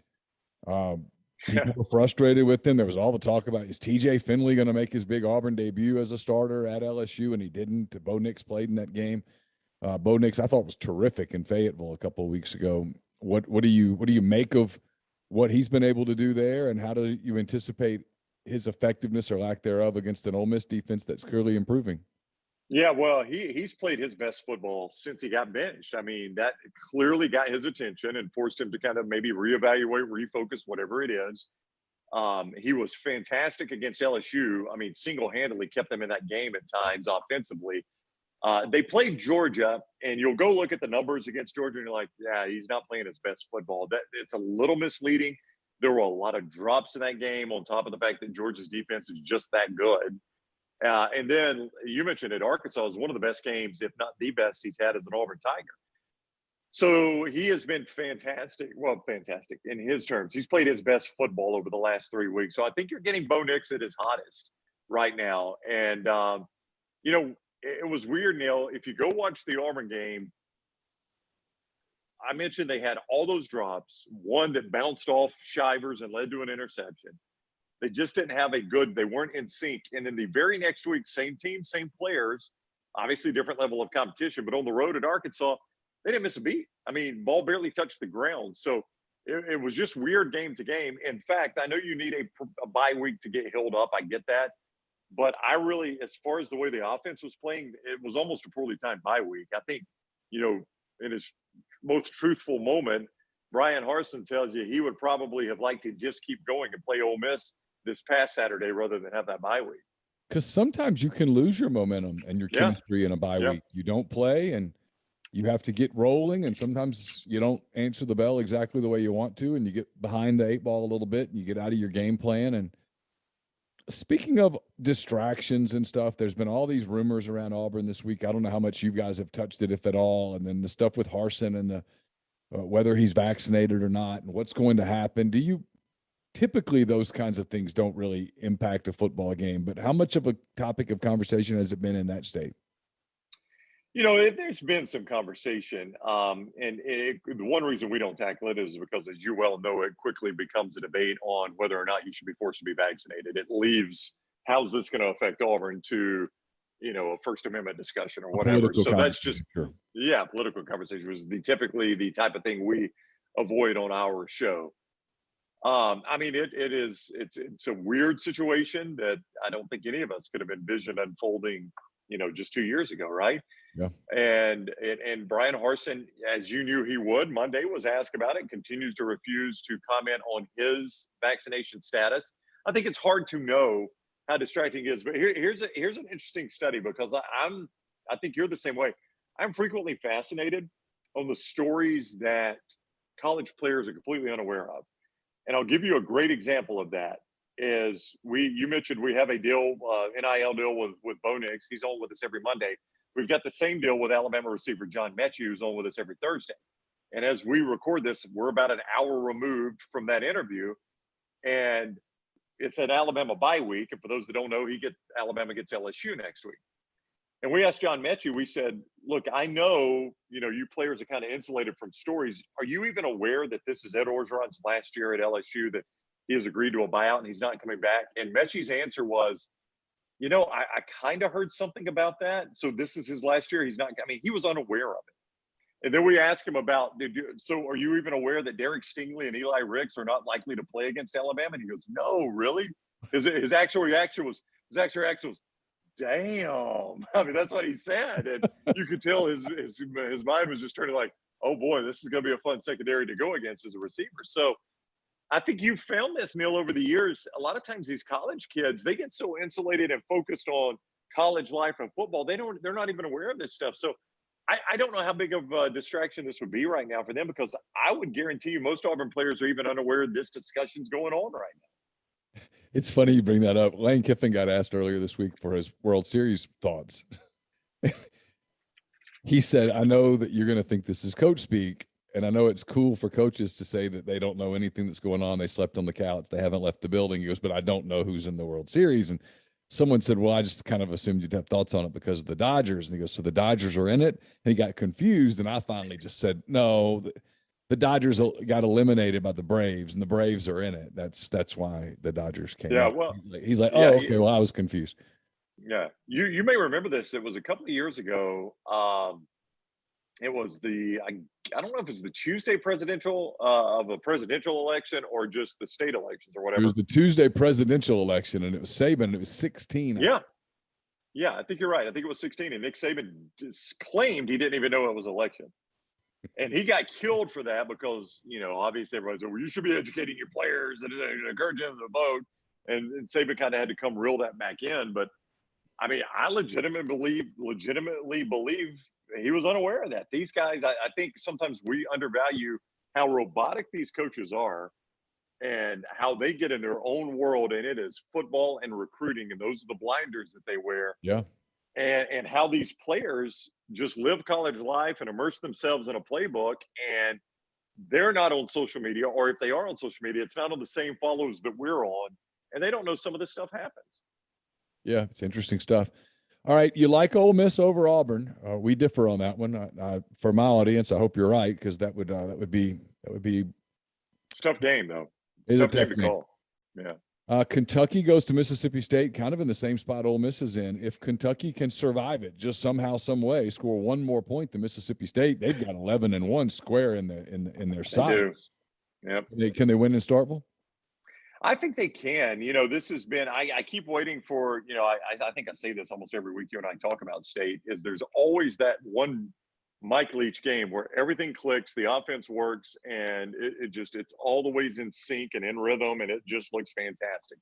Maybe to a degree, that's what they had at Texas A&M. Maybe they've had that day, and I just am discounting it. But with that Kentucky defense, that's where they hang their hat, and their ability to really shorten games, which is kind of what Alabama did to Mississippi State. They had some success defensively, but they also shortened that game a little bit. And it's what they did, frankly, against Ole Miss as well. I think Kentucky can shorten that game offensively enough and get State out of their rhythm and play good enough defense. I think Kentucky wins that game in Starkville. Another tough game to call, but I like Kentucky and Starkville. And you're right, if they win that one, Stoops has got 11-1 in sight. I mean, whoever thought he could do that at Kentucky? That is just incredible. Well, yeah. it might be a reflection on the East as much as it's a reflection on anything. But 11-1's 11-1 if you get there. And the only game left that's even remotely challenging is Tennessee, and Tennessee is beat up. They are. But now I was impressed. I know you look at the final score and you say, "Wow, Alabama." I mean, they covered the game. The line was 25, and they covered it, and they win by 28. But if you watch that game, if Ole Miss fans watch that game, Tennessee played with Alabama some. And Hooker was playing that game hurt. I got a lot of respect for him because he was playing that game hurt. Good player. He is a good player. Tennessee hung with Alabama, and Alabama had some bust. And I just, Tennessee has beaten Kentucky. It's been a tough game for Kentucky to get over. So I would still say there's the possibility they lose that game. But you know what's weird, Neal, is you got some pretty good job openings and some others to come. Like, I'm not surprised if Virginia Tech comes open. How often do you hear Mark Stoops' name in that discussion? In normal situations, you go 11-1 at Kentucky or 10-2 even, you're in every discussion. And I just don't hear his name get mentioned a lot. It's funny. I heard his name pop up a little bit with LSU circles. Really? Yeah. People like, why are we not talking about him? Look at what he's done in Kentucky. Imagine what he could do with better resources at LSU. Well, yet I continue to hear the same thing about Stoops, which is there's only one job that he would pick up and go for, and that's Iowa. They have those connections at Iowa. Yeah, that's his. Their whole family's pretty big Iowa people and all that stuff. Yeah, wow. I just hear that over and over, but who knows, right? I mean, I will say this here as we switch to another game because I don't want to keep you too long. This Georgia-Florida game, CBS is kicking themselves, right? They do this every year, and I think it must be because you get the massive TV markets with Georgia and Florida and all of that. But they would be much better served at 2:30 on Saturday in Auburn than they would be in Jacksonville. There's not a lot of suspense on this game. Yeah, I don't think there's any doubt that you're right about that. I believe that some of that, if not all of that, is from the SEC office as well. So if you remember, there were a couple of years where the cocktail party ended up at night on ESPN, and they had a lot of issues because it is literally named the world's largest outdoor cocktail party. And it's not a campus game, and people are driving away from the state. So it was just, I think it was a mess. And I think after that, the SEC basically told CBS, you're going to play this game at 2:30. And it's going to be, because if you look, it is the first game when the CBS schedule comes out. They announced their primetime slot. In years past, they've gone ahead and announced Alabama, LSU recently, or Florida, Tennessee, back when that was the Big East game. And that cocktail party is always on there. And I think the SEC has dictated to CBS, you're putting that game at 2:30. That's where we want the cocktail party because we don't want the bad press from something getting out of hand. So, but I'm with you. Ole Miss Auburn is a far better game. It'll be a far better 2:30 game. And I think CBS will be regretting that one. But, we talk about coaching hot seats. And I was going there. I don't know that Dan Mullen is on the hot seat, but I think if he loses this one, all of a sudden he's 4-4. Now, I think they finish 8-4 if you look at the rest of his schedule. But 4-4, clearly Georgia's the better team in the East. Clearly Kentucky's the better team than you right now because they've beaten you 2 out of 4 years, and they're going to finish better in the East. Tennessee is closing the gap on you in the East. I mean, it's hard to justify this if you're a Florida fan. Well, and if you put Florida in the West, they'd be in a world of hurt. Even worse, yeah. I mean, they're worse than Alabama. They're worse than Ole Miss. They're worse than Auburn. LSU just beat them. Texas A&M. I think A&M would beat them. I think Arkansas would beat them, and I think it'd be depending on where the state game was, it'd be iffy for them. That's trouble, and so it makes me wonder. I mean, the SEC can mandate a 2:30 game, but they might want to mandate Florida get better. And I don't know that with the way Mullen's doing it right now, something looks off to me. I don't know what it is, but something feels off and looks off, and there's not going to be worlds of patience there. No, there will not. And this remains to be seen. But, you wonder, did he make the wrong choice at quarterback? So people have started looking into that now, right? And they've gone even back to Mississippi State and say, well, wait a minute. He was playing Tyler Russell in front of Dak Prescott at Mississippi State. People are pointing now at, well, he was playing Felipe Franks in front of Kyle Trask in Florida. And now if Richardson does take it over, now supposedly Emory Jones has taken all the bye week snaps. I don't know if that's smokescreen or not. But if Richardson takes over and he's a better quarterback, you have to start asking, this guy is what he's known for is quarterback development, but is he continuing to pick the wrong quarterback when given the choice? Those are the types of questions that come up. Though I don't have the numbers in front of me, so I might get this wrong, but he's now coached 45 games at Florida. And now by this time, Urban Meyer had won a national championship. But through 45 games, their record is only 3 games different. It's not as crazy out of whack as you would think. Like through 45 games, I think Meyer was 35-10, and I think Mullen is like 32-13. So it's not as crazy out of whack as you would think it would be between those two. It's interesting. I was laughing because you brought up Richardson, and I always get asked, what does it mean when Lane Kiffin likes this or follows this or retweets this? Because I think he followed and liked several Richardson tweets the other day. And that's interesting. They're like, what do you mean? I'm like, it's probably just trolling, or he knows the kid from recruiting, or I don't know. But it's so funny, man, because here it's all the rumors about Spencer Rattler, and I'm now convinced that they're not just rumors. There's truth to it, and so we're about to hit the portal portion of the recruiting deal. Which to me is more interesting than the recruiting itself. Well, I agree completely. Yeah, because you know what those guys are already. I will quickly say, Neal, when he unfollowed everyone except Arch Manning on Instagram, I think I got what that message was. Yeah. I got to tell you, last week wearing Eli's jersey on the Walk of Champions was brilliant. Oh, absolutely. The Manning 10 across the front, brilliant, because it does 2 things. One, it tells the kid, hey, nobody else is doing this for you. And then 2, it tells your fan base, if you don't get him, hey, I did everything I could do. We tried. That's right. That's right. I can't put a gun to his head and make him do it. So I just kind of thought it was brilliant, and he gets a lot of social media out of it. All right, the last big SEC game, and boy, it's a big one. Commodore Walk is right around noon. It's a big game, Missouri and Vanderbilt. Wow. Is Vanderbilt even trying? I don't know, man. Clark Lee, everybody told me this guy, hey, I hear this all the time. When they hired Derek Mason, all that, this guy, he's bringing a different attitude. He knows what he's getting into at Vandy, which, by the way, he did know what he was getting into at Vandy, which is why I was shocked he took the job. Man, I just, Neal, I don't know if they are even trying anymore. It's such a puzzling deal. Everybody tells me they got plenty of money. Nashville is one of my favorite cities in the world. Oh, for sure. I mean, if you can't recruit to Nashville, man, I don't know. I don't know if they'll ever turn this whole thing around. And, what's funny is, like, I was trying to remember the job we were debating on our show.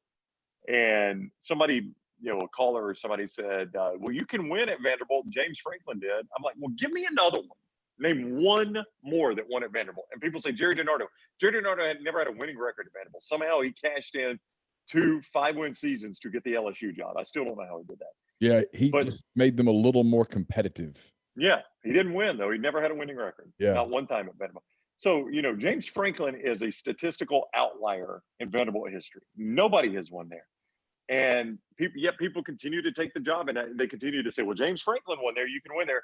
I still don't know how James Franklin won 9 games. It's remarkable. But he somehow managed to do it, but he is the only guy that's done it. I don't know that you can ever win there. I don't think a coach that can win there will ever take that job again. Meanwhile, across the sideline, across the field, Elijah Drinkwitz, I'm told by someone who would know that the wide receiver commitment that they got, the 5-star kid, Luther Burton, I think is his name. Yeah. There were kids on the Missouri roster, the active roster, saying, "Hey, don't come here. It's bad."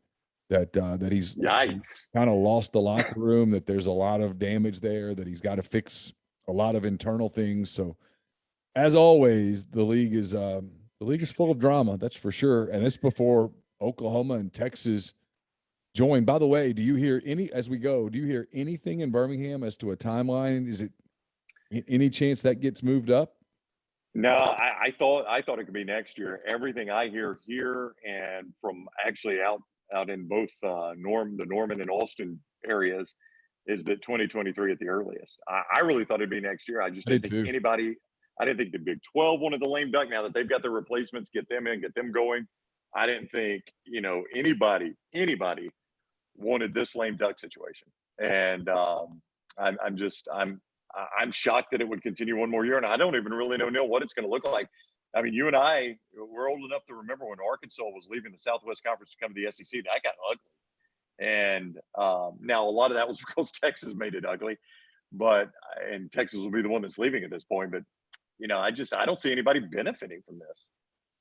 No, I'm the same way. And there's a lot of vitriol from all the Big 12 teams every time Texas rolls in, or Oklahoma to a slightly lesser extent. And Bob Bowlesby said, "I don't trust them. Can't believe anything they say." And it's like, why are you guys fighting this? It's just, I know. Let everybody go. But I guess it's the power of the dollar. Green always wins. Hey, thanks for the time, Ryan. As always, really appreciate it. All right. Always love talking to everyone there. So you guys enjoy the weekend. I think Ole Miss Auburn will be a fun game. Look forward to it next week. That was Ryan Brown. We'll have more on Ole Miss Auburn, a lot of kind of more of a deep dive from the Ole Miss perspective from Jeffrey Wright here in just a little while.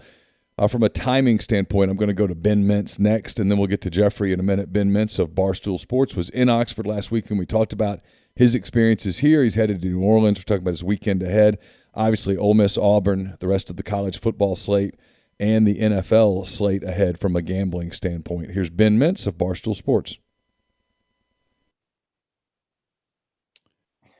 Ben Mintz of Barstool joins us as he always does, back from Oxford. I should just say the king of Oxford, the premier of Oxford, because it feels like you're bigger than like mayor of Oxford. It feels like it's more of like a royal position when you come to Oxford. So I'll go with the king of Oxford, Your Highness. Welcome into the show. I think that intro may be a little bit of a stretch, but I'm always glad to be on the show every week. And look, I got to say, I get a lot of great feedback about coming on your pregame show. I get like more feedback than you know about this. A lot of the Ole Miss fans are certainly watching. I enjoy coming on every week. And what I will say, last weekend, I've been coming to Oxford, over 20 years, and I thought last weekend was top 3 to 5 I've ever had, ever. And when you look at the full circle, the weather was perfect. All the old alumni, everybody was back. Just seeing the stadium just rocking, sold out, barely any LSU fans. Everybody stayed through half. Nobody left till 5 minutes left in the game.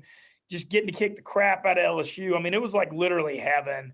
And I can't say enough how much fun I had all weekend. I ended up doing a post-game video in the student section, which I thought was got a lot of views. And to be honest, I know I say thank you a lot to the Ole Miss fans, but like this is like I'm a year into this. This is still all new to me. And to get the support I'm getting from Oxford right now and Ole Miss, it blows me away. I mean, I'm just very, very touched. And it's crazy, too. I'm 38 years old, and just being able to interact this well with these 18, 19, and 20-year-old students, I'm so happy about that because I'm in a different generation. And so it's cool to be able to connect despite the age gap. Well, it shows you the power of your personality. It also shows you the power of the Barstool brand and its reach with young people. It's admirable, honestly, what Dave Portnoy and all those guys have done at Barstool, building a brand that is so relatable to young people. As someone who works in a business where we stare at analytics and try to make sure that we always skew young if possible, I know how hard that is as you get older, especially. yeah, it's a compliment to you. It's a compliment to the people that you work for that you're able to do that as seamlessly as you do. I appreciate it. Dave has been messing with me. I walked in Monday and he was like, "Oh, the King of Oxford is retired." I don't know. It's just got to be fun for him that he just randomly hires me off a video a year ago and then sees how, like how strong the Ole Miss fans are for Barstool now. And so I know he's got to be happy about that. And well, and not just to totally kiss your butt here, Ben, but it also, listen, there's a certain degree of luck in life, and you had some good fortune, obviously, a year ago, but there is also a whole lot to be said for having the work ethic that is necessary to take advantage of that opportunity when it presents itself. I mean, there are a lot of people out there who just want something handed to them. And even when it gets handed to them, they're like, okay. And you didn't do that. You had this opportunity that timing and good fortune and good luck and some of those things all coincided together. Absolutely. I mean, there was an element there that allowed it, but then dude, you took it. I mean, you grasped it by the neck and just started running, and that's a credit to you. I really appreciate that. I realized one of the biggest things for me, I put a lot out there on camera, a lot. Like I know I look ridiculous more often than not, and I rock it. And I know, like, in this day and age with people behind the internet, I mean, you should see some of the comments I get, good and bad, are just crazy. But, I own it. I just try to be myself every day. And, I really appreciate just the support of Ole Miss. And this is just the start. I've got my next few weeks. I got World Series of Poker main event in Vegas coming up. I'm getting down to New Orleans this weekend for Halloween. I'm going to Saints Bucks. This is a 3-week stretch with Oxford, Halloween, the World Series main in Vegas, where I'm trying to turn this thing up as big as I can, and we'll see what happens. But I'm excited about it. The funny part, Ben, and then I'll get your thoughts on the games coming up because we don't have a ton of time with you this week. The funny part is I had a couple people go, "Hey, is Ben Mintz drunk?" And I'm like, no, he's not drunk at all. I'm like, no, that dude is not drunk. Like, oh my God, wow, he has so much energy. I'm like, yes, he is an energy. He is the Energizer Bunny. It was, but the Grove was happening. I mean, I wasn't out there, but I looked at your videos and that was not falsely generated or fake energy. There was a lot of this town had a pulse last weekend. Oh, it was insane. That I did a video. I was with the Zach Von Rosenberg, who was LSU's punter. Talk about the easiest job in America, being the punter on their 2019 national championship team. But I walked up and had him in a video, and he was like the punter on the national championship team. And he's like, "What the hell is going on?" He's like, "This is just crazy." The reaction that we got in the Grove. But nah, it's I think Ole Miss too. This was kind of a lightning thing. Like Brandon Walker going hard at Ole Miss, I stepped into a very likable role just going at him. But also just I met with the athletic department a year ago, and I told Paris Buchanan, who I'm really, really close with, and just can't say enough about all the stuff he does for the school. And he likes Barstool, and we're building together. But I was like, look, it's time to bring the pride back for Ole Miss. Our fan base got beat down with the NCAA sanctions and then the apathy from 2017 to 2019. It was like, man, we got a lot to be proud of. Oxford's one of the best college towns in the country. We've got great fans, the Grove, great atmosphere, and we got to show that we should be proud of that. And so that's kind of been my big part of my mission. All right, Ben. So Ole Miss gets it done, 31-17. The game wasn't that close. Doesn't matter. It's in the history book. Ole Miss now 6-1, 3-1 in the league, and they got a big game this weekend at Auburn. Auburn coming off of a bye week. Before that, they played pretty well in Fayetteville and beat Arkansas up there. When you look at this game on Saturday night in Jordan-Hare, what do you see? This is the one, like the gambling side of me is real worried about. I'm sitting back. It's just, this does not set up the best for Ole Miss. And that you just mentioned Auburn's bye week. Auburn also, Bo Nix has been playing a lot better and they run the ball well. Saturday night, I've always said this for a long time. Going back, I went to the 03 Ole Miss Auburn game when Obama dropped that pass. And then that was one of my favorite games I've ever been to when Eli won in 03. But I actually think Auburn has maybe the most underrated stadium atmosphere in the SEC. I think it freaking rocks. And this is going to be a Saturday night game there. They're going to be fired up. This is a tough game coming off a bye with Ole Miss being beat up. I'm not. I mean, Ole Miss certainly can win the game. I'm not trying to come in here and say doom and gloom. Anytime you got Lane Kiffin and Matt Corral, you got a dang good chance. We're 2.5-point underdog, but this one sets up tough. When you look at, Bama, Arkansas, at Tennessee, LSU, and now this is the 5th tough game in a row, and then you got Liberty and A&M behind it, and we've got a good bit of injuries. Obviously I saw the news of Ben Brown, who I'm friends with, and just really hate to see he's out for the year. Our receiving core being banged up, but that's just part of life in the SEC. We got to try to gut this one out, but I do not expect anything about this to be easy on Saturday night. The gambling play for you is Auburn minus the 2.5. I wouldn't go that far. I'm not going to come out and say I'd never bet against Lane Kiffin and Corral and this Ole Miss team. I mean, I'm going to stay away from it, but there's no way I'd go against Ole Miss either. When you look at, it's so hard to win on the road in SEC, but when you have a guy like Matt Corral, that leader that's not going to get rattled. You saw it at Tennessee and 100,000 people. Now he's going to be at Auburn. When you've got like a young quarterback, it's a totally different deal. But he's not going to get rattled, and his demeanor carries down to the rest of the team, gives them confidence. So I think Ole Miss can win this game. I'm not going to bet on it, but I don't want to say like I'm coming on here saying we're going to lose. That's not what I'm saying at all. I just know this is a really, really tough one. What do you think of the over under on 66?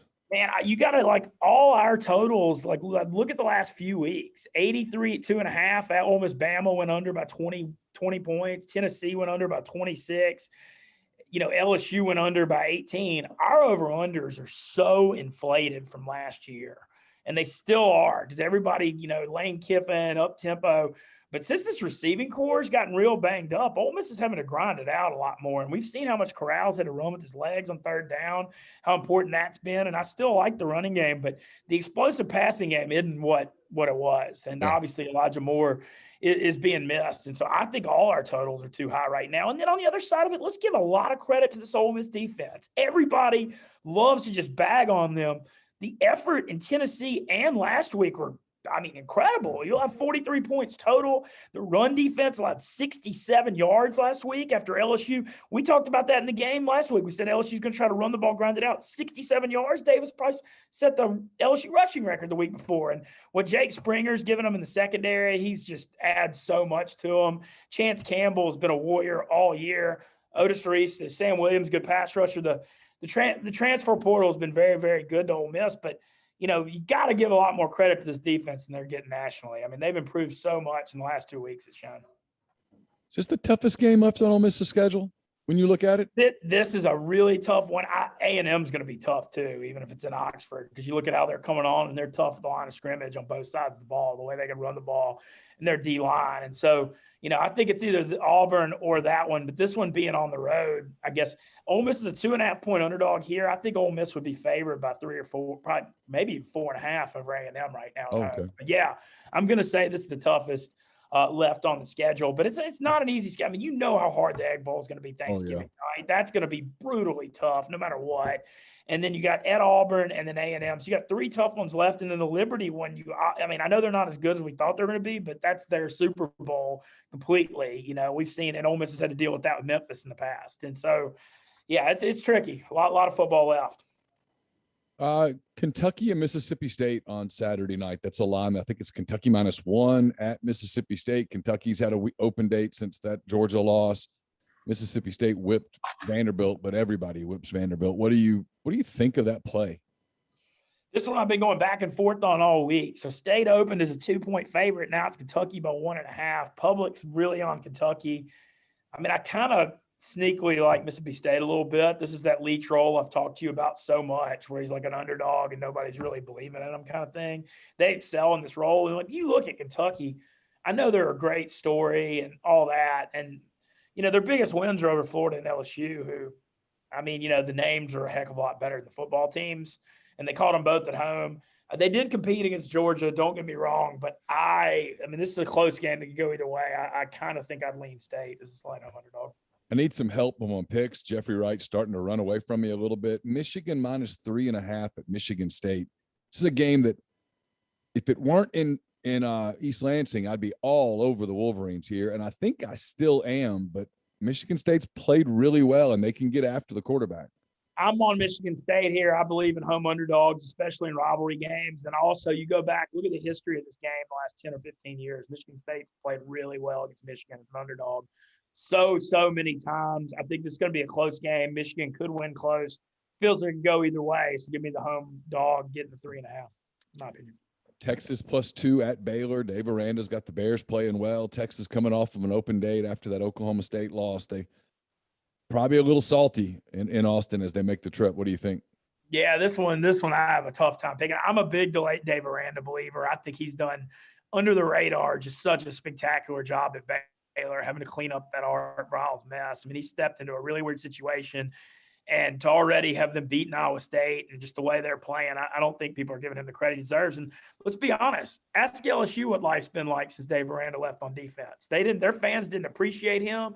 But, he was such a huge part of their success in the national championship, and their defense has gone to crap since he left. He's a great football coach. I guess I'd slightly lean Baylor. I don't have a strong opinion on this one. I'm on Michigan State, and I have a stronger opinion on. SMU +1 at Houston in a sneaky good game that no one's really talking about because it's a good slate of games. But SMU's an interesting team that if they win this one, they move up in the polls a good bit. They still get Cincinnati. They got. Yeah, I think I slightly lean SMU here. I don't really like what I've seen out of Houston's. I don't know. They're not quite as good as they used to be. I know Holgerson's under some heat. This feels like these games, all these old Southwest Conference games, could be pretty wild. It's kind of hard to predict because almost anything can happen. But I believe in SMU. Mordecai, the Oklahoma transfer, has been good at quarterback too. It seems like they always have good transfer quarterbacks.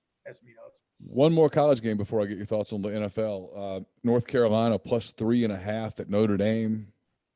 Kyle Hamilton being out for Notre Dame is a huge loss. I mean, he's an All-American. I feel like that's a game changer on defense. This is one of those lines.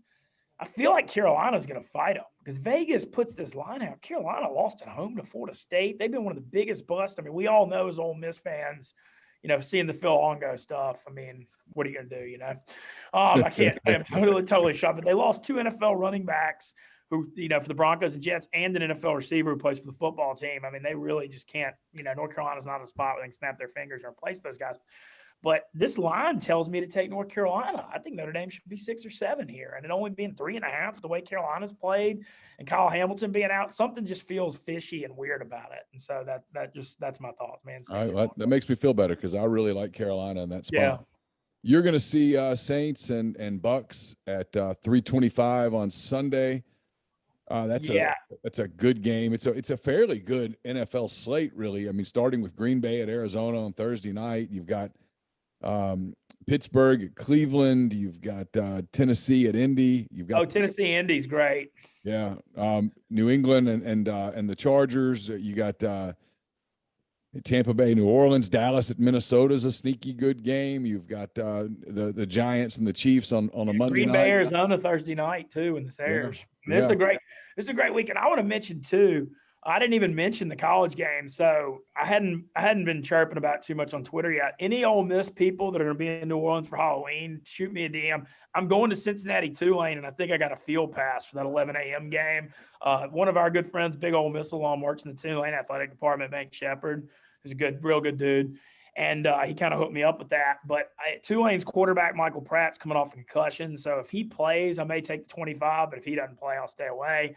And then Sunday, I mean, like this weekend, I'm just the biggest believer. New Orleans Halloween's like one of my favorite things of all time, Halloween. I think it's so underrated. You always think of New Orleans, you think of Mardi Gras and Jazz Fest, but I think New Orleans Halloween's the best. And this Saints-Bucks game, 3:25 kickoff, everybody decked out in Halloween costumes in the Dome. This is going to be a scene on Sunday. I mean, this thing is going to be wild. I think I'm going to sit like either middle or upper deck and do barstool content with people dancing in costumes and stuff and just try to embrace it. I think it's going to be nuts. I feel like the Saints, I kind of like the +5. What I'll tell you, I really like Neal is under 50 in this game. Okay. Tom Brady last year in 3 games against the Saints had averaged 216 yards a game with 4 touchdowns and 5 picks total. Even in the playoff win, he threw for 199 yards. They won because of the Saints turnovers and Jared Cook's fumble.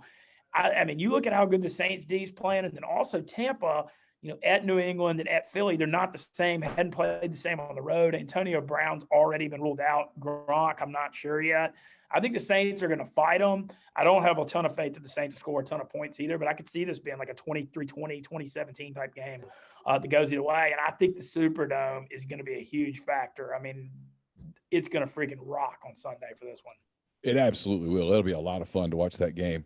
Listen, enjoy your trip down there. I'm not going to keep you as long this week. Hope you have a great trip. Enjoy the time. We'll talk to you next week as you get ready to head to Vegas. Yeah, so I'm playing the main event next Friday, and I fly out Thursday. I just, on my social media, Dave and me were popping back and forth, and I told him I was going to show him something in the World Series main. I'm 2 for 5 lifetime, so this is really about as fun of a 3-week stretch as I can think of. Oxford for LSU, Ole Miss, New Orleans, Halloween, World Series main. I mean, get busy living or not, you know what I mean? So trying to do the best I can. Well, you're doing that for sure, my man. Always great to talk to you. I know people were excited to see you, and we'll talk to you again next week. Sounds good. Thanks for having me, Neal. Just wish Ben could have some energy that would help him so much in his quest to do well. That was Ben Mintz, Barstool Sports. Always fun to visit with him. His story is one that is absolutely fantastic. All right, so more Ole Miss and Auburn coming your way here with Jeffrey Wright. We talk about that. We talk about the national scene, what 11-1 might look like, those kinds of things with Jeffrey Wright of 92.9 ESPN in Memphis. Jeffrey Wright of 92.9 ESPN in Memphis. You see him there. He kind enough to join us here on the MPW Digital Pregame Show, getting ready for yet another big game. It feels like we say this every week, Jeffrey, about Ole Miss football, which is a great thing. It tells you that you're winning. It's the only thing that it tells you. If week after week after week, boy, this is a big game, and this is a really big game, Ole Miss at Auburn. First of all, welcome into the show. Good to have you.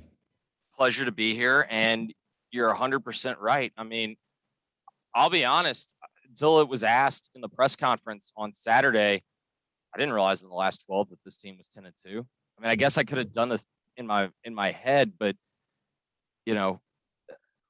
what an unbelievable accomplishment, because it's not as if, all of a sudden, they shepherd in another, 40 players. Like, it's largely same collection that, as you pointed out, I think it was in 10 Thoughts. It's the same collection of players for the most part, that 4-8. And then on top of that, it was a win if the game was just kind of close. And, like we talked about, I remember in real time, that LSU game, yeah, the score was close, but I mean, that was the classic. They went up 38-7, and they just said, all right, we've got a bigger game next week. Or maybe it was a week before. They had Alabama coming up. Like, we're not getting anyone hurt. Like, let's shut it down. And those were, moral victories and whatnot. And hats off to Keith Carter. Hats off to everyone that had the stones and chose to do this, because they deserve every aspect of credit, because, there's a lot of SEC schools that weren't willing to hire Lane Kiffin and didn't want to go and do this. And, maybe you give up some of your control of how you brand it. Because when we've discussed this, when Lane Kiffin's your head coach, the Kiffin is the brand, if you will. Sure. Now you get the success that comes with it, and hats off to them for being willing to do so, because in my lifetime, I don't really know if that was a decision that any previous regime would have made. No, I wrote this the other day. Days like Saturday are earned. You don't. I was guilty of it. On Saturday morning, I went out running, and I don't go to the games, and I certainly don't go to the Grove. And the truth is, I don't know that many people here. And but you could tell even in my neighborhood, because my neighborhood was empty on a Saturday. Yeah, it was. Yeah. Everyone's like, hey, we got to go. We got to go to the game. Everybody's at the Grove or wherever they go tailgate and getting ready for the game. And I thought, man, this is cool for all these Ole Miss people. They deserve it. And then a day later, I thought, nope, I'm wrong. You don't deserve it. You earn it. Yeah. You don't deserve it. No, there was a lot of decisions that went in. There were hard decisions.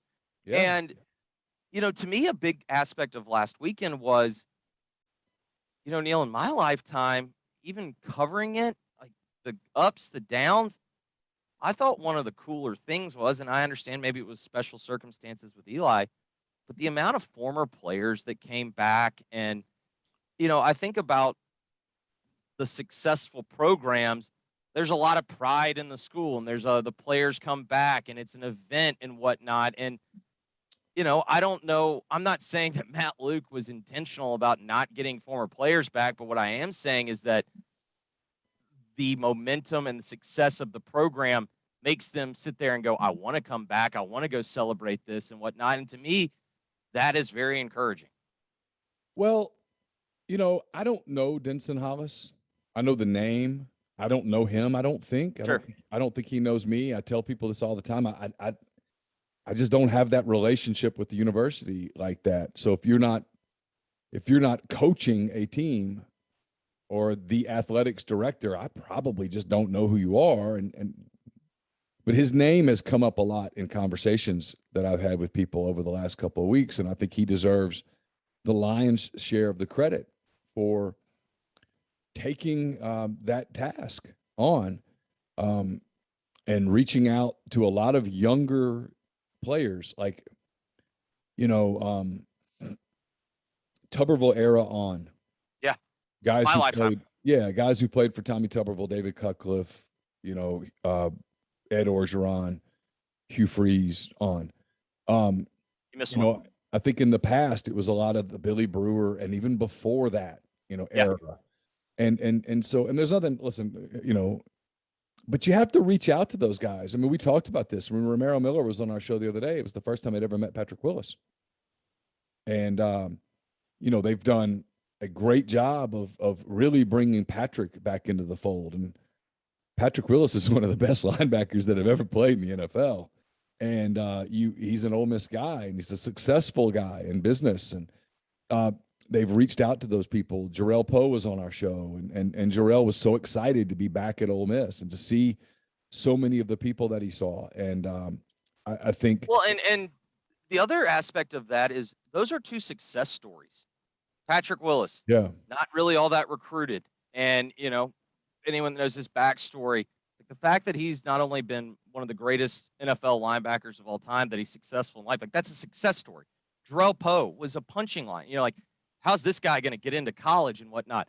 Not only did he get into college, he graduated. And he's a successful businessman.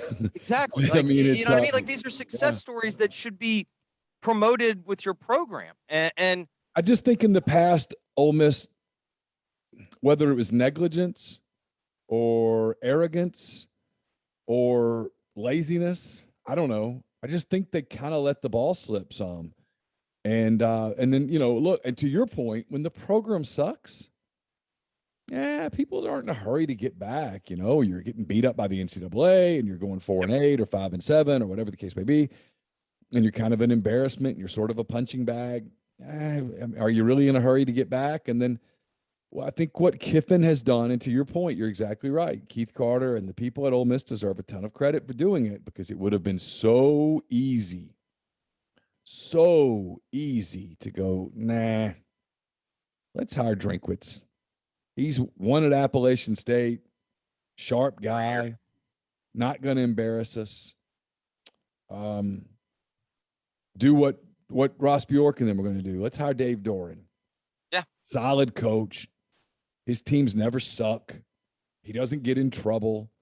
Hard worker, grinder. Runs a good program. Yeah, does solid. I mean, NC State's solid. Every year they're solid. And people are like, oh, how boring. I'm like, he's not boring. He's fine, whatever. But they kind of understood, and maybe it was the moment. Maybe it was the necessity of the moment. Maybe it was the desperation of the moment. Maybe it was what I wrote 3 years earlier when I said, what the hell do you have to lose? I mean, it's the ladder thing, right? If you're at the top of the ladder, a literal ladder, and you fall, it's a hard fall. Like, you can break stuff. You can die. But if you're on the first step of the ladder and the ladder kind of tilts a little, so what? I mean, what is the difference between being a 5-win program and a 3-win program? Nothing. I mean, nothing. Literally nothing. And that's where they were. And to their credit, they took this gamble with this guy that, like, Oklahoma would be like, I know Lane Kiffin's real. This is 2 years ago. Lane Kiffin's really good, but is that a risk we really need to take? And the answer analytically would be no, it's not. It's really not. But you're Ole Miss. You're in the gutter. Go for it. And it's worked. And Saturday, I thought it was so fitting that it was this gorgeous, beautiful day and perfect. The sky, it was just, frankly, just a shade of powder blue, if you will. Yeah. And you know, it was perfect. And it was kind of fitting because obviously you can't control the weather, but it was fitting that the weather was spectacular because they had absolutely earned having a day like that. And then the football team comes out and takes care of business and everybody goes home happy, and boom, here we are 6 days later. And, you know, I mean, Ole Miss is in the top 10 in the national polls and they're getting a shot at Auburn. And I think it's a tough shot. I think you and I both are probably about to pour a little cold water, but if they win, they go into the month of November. They're in the playoff picture. We're having a playoff conversation because they're not going to lose to Liberty. And by the time they get to Texas A&M at home on November the, 13th or 14th or whatnot, by the time they get to that place, I mean, we're having a conversation. Well, and I think there's first off, there's a lot there to unpack. First and foremost, like let's just start with the day itself. When your complaint is you didn't beat LSU by more, and you felt like the final score was not indicative of how badly you beat that ass, that's probably a pretty good day. You know what I mean? You know, and yeah. Let's see, I'm only 33, but in my lifetime, I can remember, I think, the Snead year when they went down and pulverized them. But other than that, there's not many opportunities where I'm sitting there going, man, they missed an opportunity to really run it up. And that's not something that happens a lot. You know, they've had their share of wins against LSU and whatnot, but to me, like, that starts a pretty good day. And then furthermore, you're 100% right. And when you take a look at where Ole Miss is through 7 games, yeah, they didn't have their best day at Alabama. And I think everyone recognizes that. But through 7 games, they have positioned themselves to still accomplish what I think most would have thought would have been maybe dream season's a step too far, but what's a step below a dream? You know, I mean, you know, a daydream, if you will, but the type of season where your record starts with a 1 and there's another number that follows it. Yeah, and sure. I'm not, you know what I mean? Like, and so, you know, that just doesn't happen at Ole Miss. I mean, I think in my lifetime, they've won 10 games total twice in my lifetime. I think it's 03. I think it's 03 and 08. I'm sorry, beg your pardon. I think it's 03 and 2015. Because in 08 and 09, they went 9-4. I think it's 03. They may have had a 10-win season in the 90s, but I can't remember if it was 10-2 or 9-3. But we're talking about things that don't happen very often. And then when you consider how quickly this has turned around and how much energy and program, you know, momentum that this program has, it's truly remarkable. And now you're in a position where you're about to go play a game that not only could have playoff implications, you're still alive. You don't control your destiny. You're still very much alive to do something that's never happened, which is go to Atlanta. Yeah. Or you're alive to perhaps, in my mind, probably control your destiny to doing something that I think 95% of college football fans probably thought wasn't possible in a 14 playoff, which is have Ole Miss be in it. I mean, we've seen them, you know, the first rankings came out, Ole Miss was in it. But at the same time, by the time we got to November, it was over. Yeah. And now you have an opportunity to go into November and really probably have a 1-game situation where you knock off A&M and then all of a sudden all that's left is, you know, you got to go to Starkville. But I mean, that's it. That's it. No, it's like I said, if Ole Miss wins Saturday night at Auburn, we'll talk about that game next. If they win, 2 of the games in November are W's. They're just W's. They're W's. Liberty can't beat Ole Miss with Malik Willis, and Liberty sure as hell isn't beating Ole Miss without Malik Willis. and Vanderbilt can't beat Ole Miss. So Vanderbilt should play Liberty. That might actually be an entertaining game. If you beat Auburn, it comes down to A&M at home and at State. That's it. And I think 11-1 Ole Miss, with the one loss being at Alabama, 11-1 Ole Miss. I'd have to look at the whole picture and study it a little more than I have so far. But I would think your chances of getting that 4 spot are better than 50-50. Yeah, I mean, so you have to look at it this way. All right, so whoever wins the SEC championship game, that person's in. That team's in. Yep. I don't know if it'll work out as cleanly. I think we took this really circuitous route with Ohio State, but I think we've gotten back to exactly where it was, which was this was one of the 3 or 4 national title contenders coming in the year, and now they're back. And I assume if they win the Big Ten, I mean, they're in if they win the Big Ten. But I think that's where this is headed. I also, more importantly, think most likely whoever wins the Big Ten championship game is in, but at the minimum, one Big Ten team is in. Like the narrative's going to be, look at, this has been the best league top to bottom. Someone is getting in. Whether it's Ohio State or Michigan or Iowa or whatever, a Big Ten team is almost certainly getting into the playoff.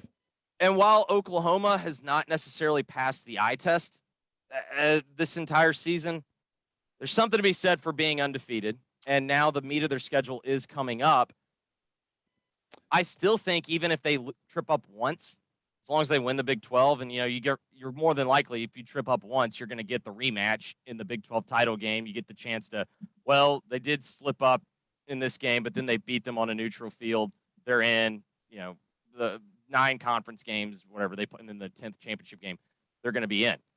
So now we're talking about, I think the wild card comes down to the ACC, because I'm of the mind that Oregon's probably going to slip up again.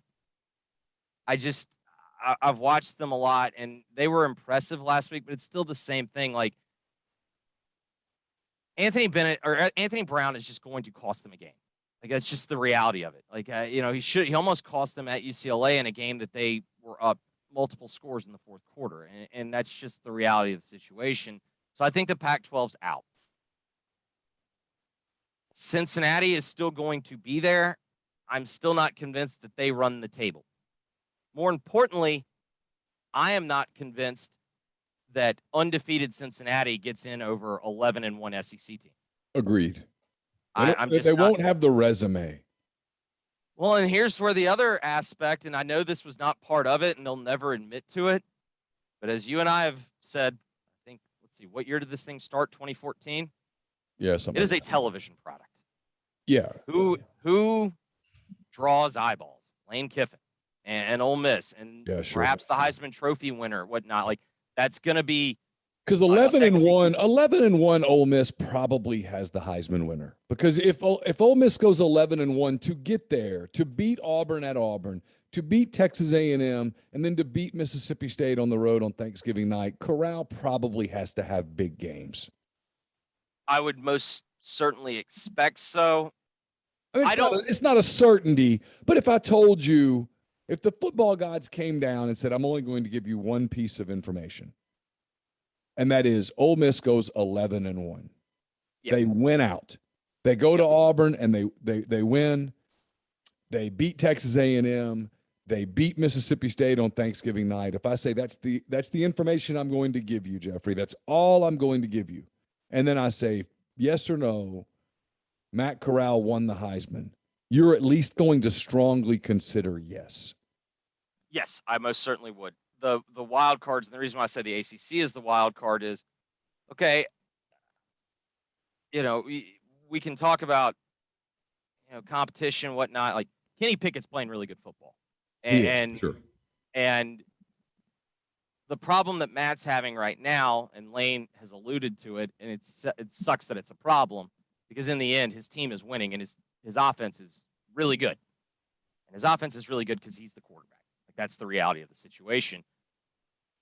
But he didn't put up massive numbers on Saturday. And, I was surprised at some of the reaction that I saw. on Saturday night and Sunday, and was like, he didn't really do anything. It's like, guys, I don't know. I guess y'all didn't watch the game, but whatever. But to your point, I'm not sure Ole Miss can have the offensive production that it had on Saturday against LSU and beat Liberty and beat Vanderbilt. Sure. And probably beat Mississippi State. I'm a little more iffy on that because I think they are a pretty good defense and they're tough. They're tougher to run it on. But LSU has been able to get, they've given up yards in spades on the ground. And Ole Miss was able to exploit it, and they did it, and they executed. Hats off. But you're not going to beat Texas A&M like that. You're going to have to make throws, and you're going to have to really put the ball in the air and make some big plays. And then obviously it'll help to salt the game away with the run.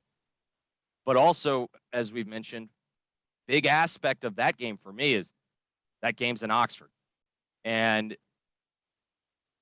if you look at the splits, I don't know, after last week, it'll be a tick down, but Ole Miss averages basically 45 points at home, and then they average 35 points on the road.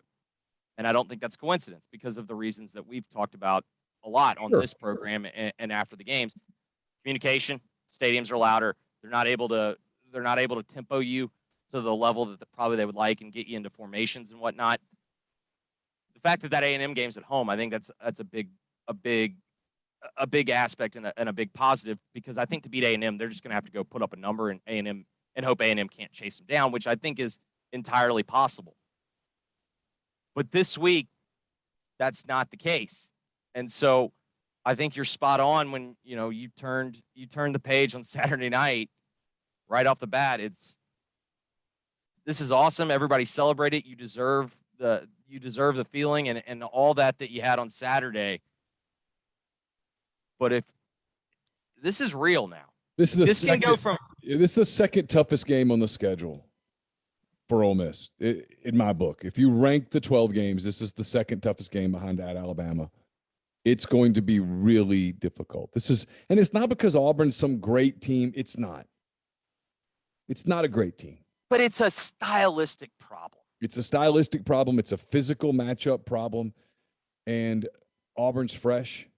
Forget all the suspension crap. I don't know who's getting suspended. At the end of the day, I've covered this crap long enough. Nobody's going to sabotage his own roster. I don't care whether they were smoking. I don't care. It doesn't matter. Whatever the hell they were smoking that they tested, they'll figure it out. They're not going to go suspend half of their starting defense. It's just not going to happen. So yeah, I listen, call me cynical, whatever. I assume, does Auburn got a bye game left? Let's see. Auburn's schedule the rest of the way. Auburn, after this game, has at Texas A&M, Mississippi State, kind of. At South Carolina, there's your bye game, and Alabama at home. Yeah, I have a feeling that maybe they'll stagger it a little bit, but I think you're going to see some internal discipline against Mississippi State at home and against South Carolina. At the minimum, you're going to see it against South Carolina. Yeah. But especially in a coach that I think he knows his path to endearing himself to his fan base. I don't think he's ever going to win them over with personality or win them over. Yeah. I think he knows the way he's going to do it, and I actually respect this about him. Win games. I got to win games, yep. And that's what they're paying me a lot of money to do. And I just find it hard to believe. And again, I'll put my hand up on Saturday night if I'm wrong, but I find it hard to believe that there's going to be some discipline on Saturday. So how does Ole Miss beat Auburn? How do you do it? If I told you, if I came down and told you, hey, Ole Miss won this game, what would you tell me it looked like? A lot like the Tennessee game, and not so much in the sense of Corral running it 30-something times, because I think it's pretty well documented. I thought Matt was playing for sure. I think there was some gamesmanship. I do think there was some telling of a story, but Matt was not himself. Like, he was clearly decked as if, he was good to go all the time. Like, he was probably, 75%, 80%. It's not going to be like that, but what it is going to have to be is you've got to stop Auburn from running the football. And then more importantly, you've got to contain a mobile quarterback that wants to take deep shots. And if you do that defensively, I think it has to reflect that. Now, on the offensive end, it's going to maybe manifest itself a little bit differently.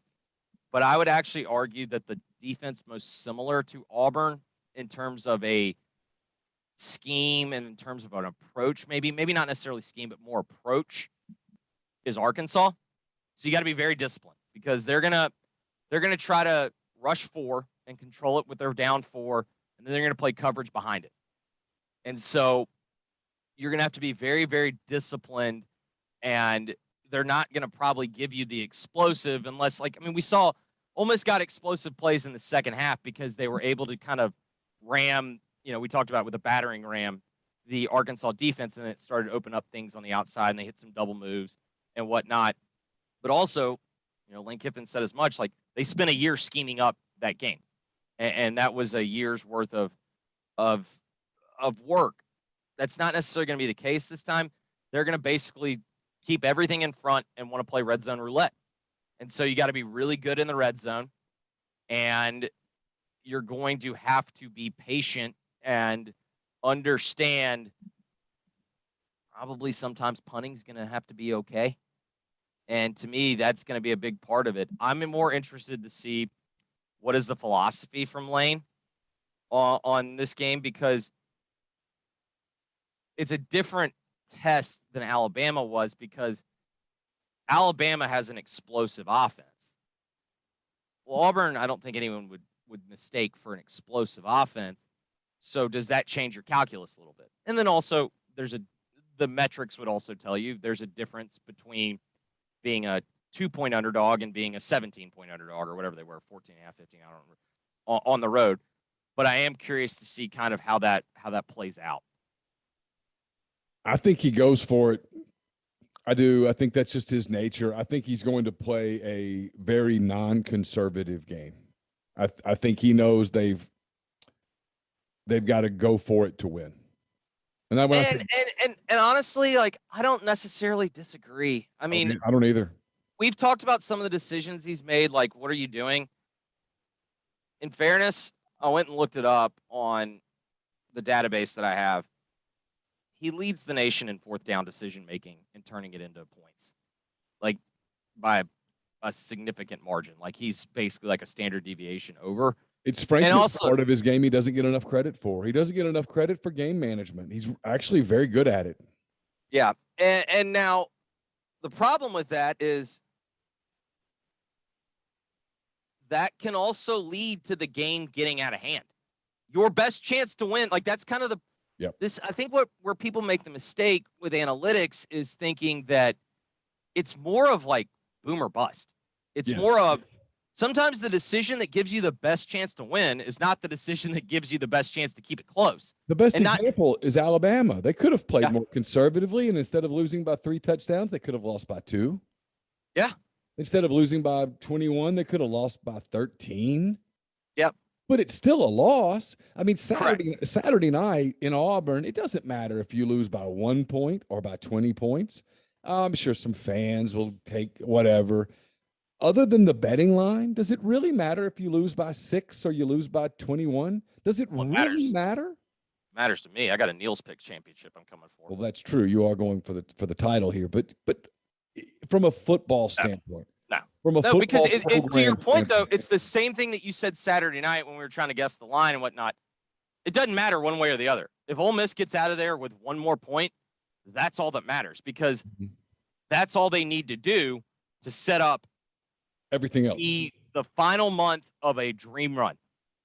And, it's part of the reason why I understand why we have to talk about it, and it's part of it, but with the Heisman conversation, there's a reason why Bryce Young's the betting favorite. And I think what people are missing is, he's about to go through, a 6-week stretch where he's never going to be an underdog, and he's going to be trying to bring a team all the way back. And then he's going to probably most likely have an opportunity to go beat Georgia and win it. And win the trophy. I think Georgia's the best team. I do too. And at times, I think what Alabama's looked like to me this year has been a very, I don't know how you want to say it, young or inexperienced. I think they make mistakes that young and inexperienced teams make where they do something stupid that costs them. It's not necessarily the machine of efficiency and effectiveness, but they're still super talented. Like to put up 28 points in a quarter against an SEC team is like, that's not something you can just do. But I'm not convinced that Georgia, I would pick Georgia in the game. Sure. I would. And easily. Yes. But I'm not convinced that if Alabama goes and puts a score up in the 30s, that Georgia's going to get there. No, it's a good point. I just don't know. Georgia, to me, so far, has been the one team that I've seen that I've watched a few times and gone every single week. I don't think anybody can beat them. And I don't. You watch Alabama like toy with Tennessee, and you're like, you know what? That last game of the year at Auburn, and maybe this is the guy that lived in Alabama for 10 years coming out. That's a weird game now. The best team usually wins it, but on the road, for whatever reason, when Alabama goes to Auburn, they have to bring their lunch. I mean, Auburn, the only two examples in my mind where the best team probably didn't win it, the kick six. I think Saban had a bad day that day, and I think he's even admitted as much in the sense. And then I felt like they lost the game the year that Auburn won the West with Stidham in Auburn. They lost the game because they played Jalen Hurts. They were just committed to playing Hurts, and if Tua plays that game, they would have beaten him. But other than that, I mean, I agree with you. Like, and also in fairness to Auburn on that day, Auburn ran the football down their throat.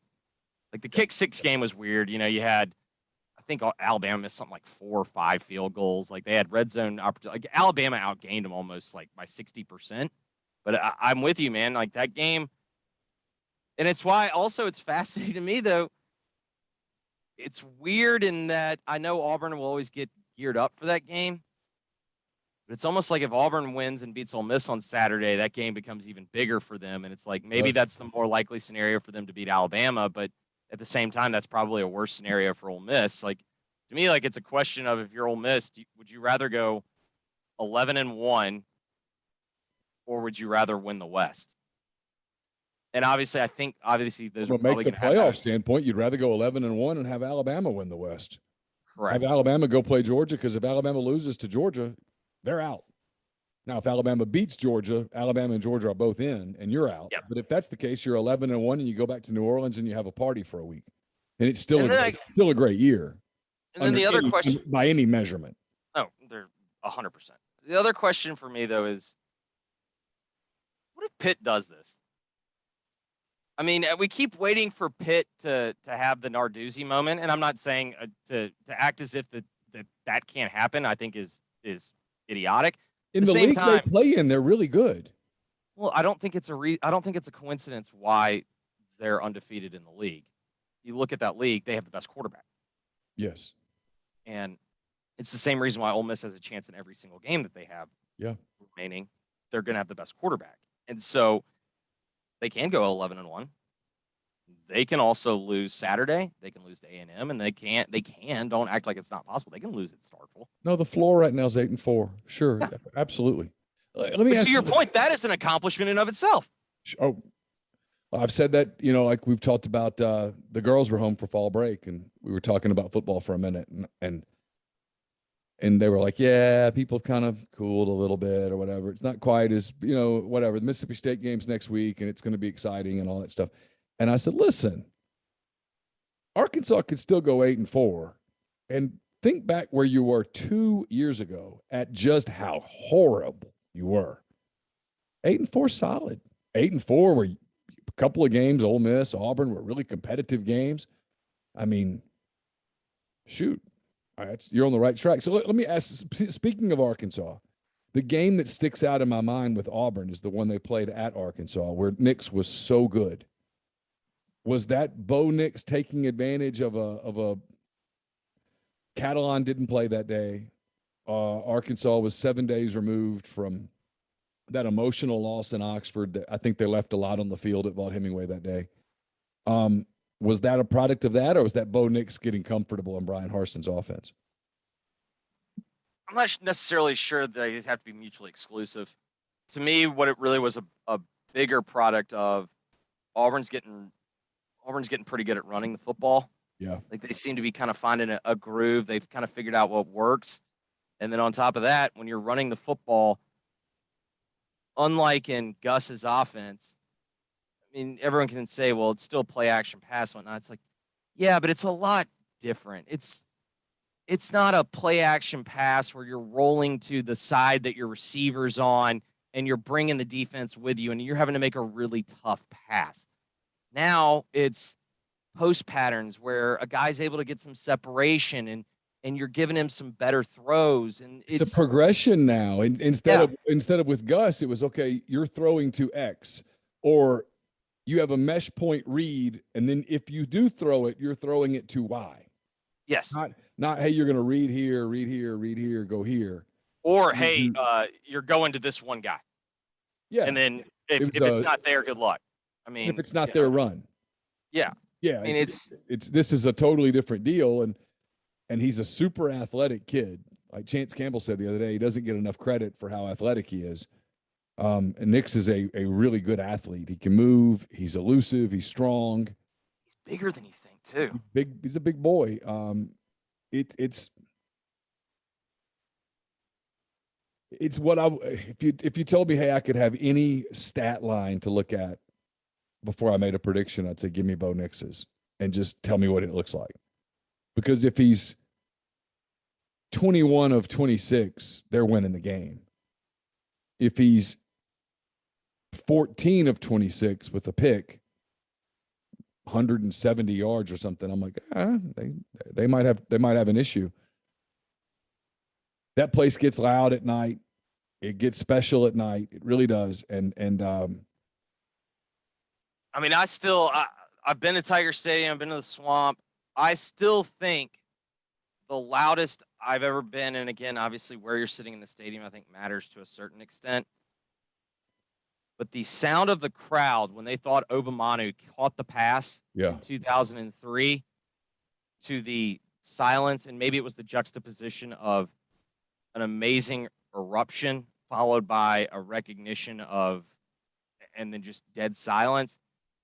That's still the loudest sound I've ever heard in my entire life when they thought those two plays, the play where Obamanu drops the ball where they thought he caught it and they went nuts, to the next play where Ole Miss makes the stop and they realize it's over and they're losing, was it was profound.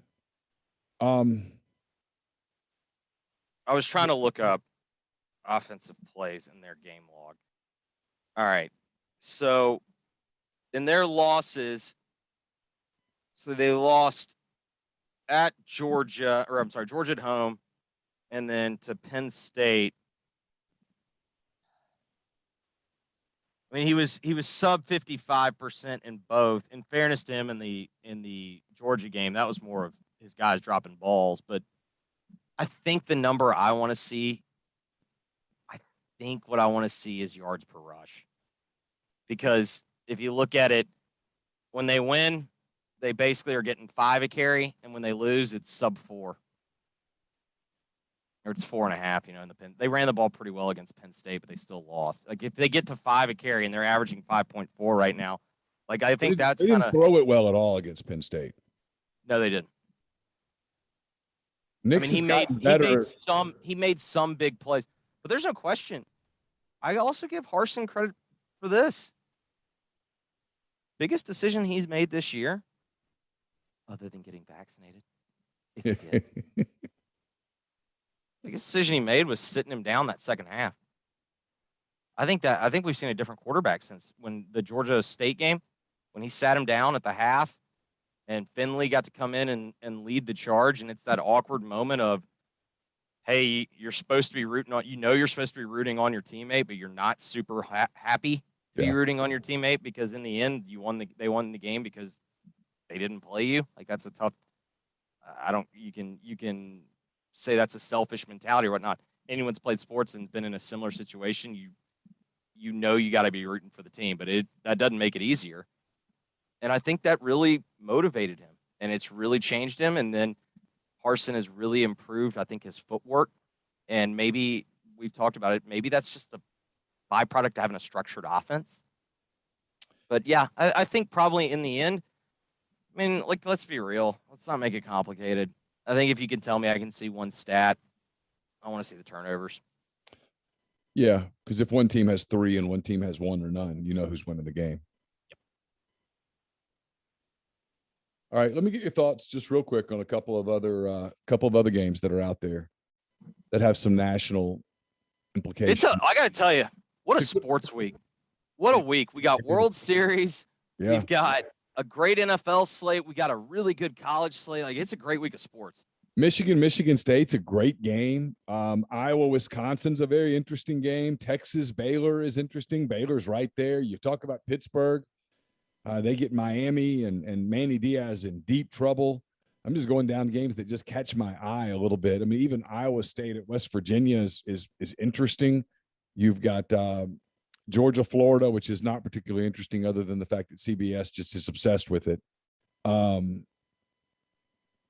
I mean, it's interesting in this aspect, as you've told me many, many, many times. When somebody else comes off the hot seat, somebody just starts right back on. Well, I'll tell you what now, Dan Mullen loses on Saturday if it's bad. This is where, Yep. you know, a minute ago we were talking about that the amount that you lose by doesn't matter. And for Ole Miss, it really doesn't matter. You're trying to get to 11-1, and it doesn't matter how you get there. But if you're Florida, you're not winning a championship this year. And they've passed you big time as a program, they being Georgia. And if they spank your ass on national television with Vern Lundquist and Gary Danielson having to do all sorts of filler in the third and fourth quarter, talking about some golf tournament somewhere, that is not going to go over well for Dan Mullen. And that honeymoon is over. And the marriage is okay, but it ain't great. And listen, he puts himself in a spot. I mean, the rest of their schedule is pretty easy. They get at South Carolina, they get Samford, they get at Missouri, and they get Florida State. So they should be okay down the stretch. But if there's any sign at all after this, after a blowout loss of his team quitting on him being unable to get his kids to play, and if they even think about stumbling in one of those games, it gets iffy there. Fast. Well, I mean, furthermore, Dan's doing the same thing that he's always done. He's stubborn about his quarterbacks, and guess what? They're playing like this isn't Mississippi State where, he gets to kind of dictate, if you will, and dictate to the fan base what they care about, even though you're playing Tyler Russell and anyone with eyeballs is like, why is he not playing Dak? What is he? Well, that should be his quarterback. That ain't the case at Florida. And more importantly, you're in a new day and age where it's open season and it's free agency. And the homegrown boy that's an electric factory, you're not playing him. And we're having to watch Emory Jones hold on to the ball way too long and then only to throw another pick. Like, at least I think that's the thing. Like, they don't care. Like, Anthony Richardson had 2 turnovers that cost him as much as Emory Jones's 2 turnovers. They don't care. They'd rather see you go down like that. Yeah, and then you got Richardson saying, "Hey, I'm a Gator today." Today, yeah, I'm here today. Are you here tomorrow? I'm here today. I'm here today. What about tomorrow? Today? No, my favorite one is I plan to be.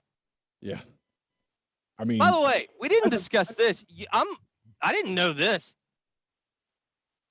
Did you see who James Franklin hired this offseason? I did. I believe the wise Neal McCready once said, "You don't hire Jimmy to get a new deal." It's like when a baseball player hires Scott Boras. Yes. He's not re-signing with his current club. No, he's not. He's hitting the market.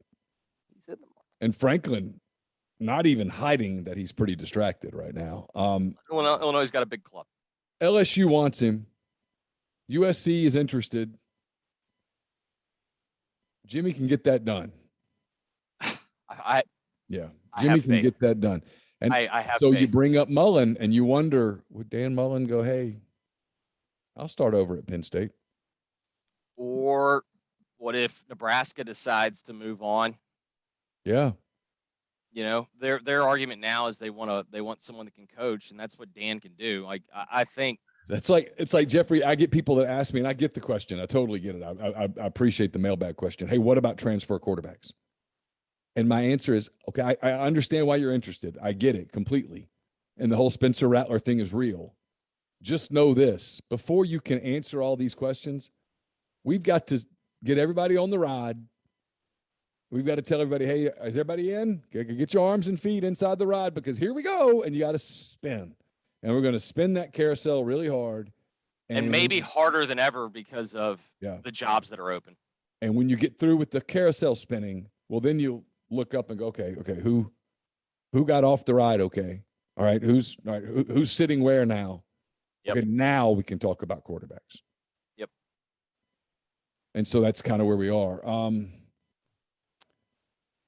I think that covers it, my man. I appreciate, as always, the time. We'll get your pick and Neal's picks. You're running away with the competition right now, but you're just one bad weekend away from it getting away from it. The other game that's interesting to me is SMU at Houston.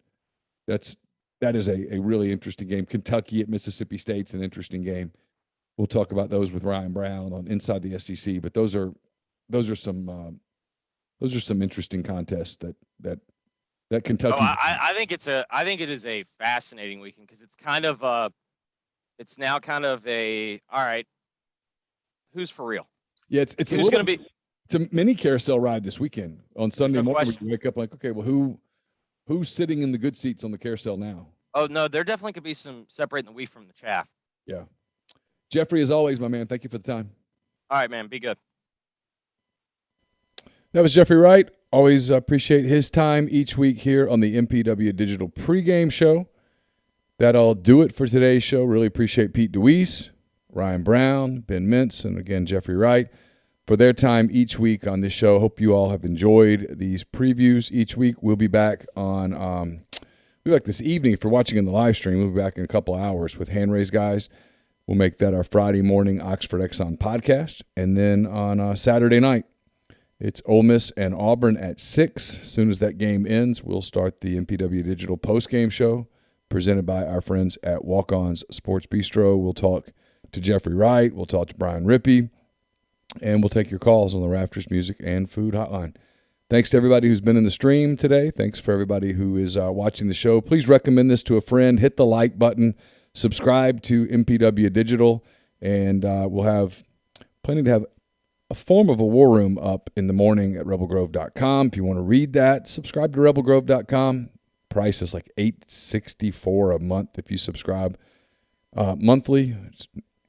For the cost of a year, it's less than $100 at rebelgrove.com. Would also make a great Christmas gift for the Ole Miss fan in your life. So again, thanks to everybody for being a part of the show. Talk to you tonight or later in the weekend when you see this, and certainly on Saturday night after Ole Miss and Auburn.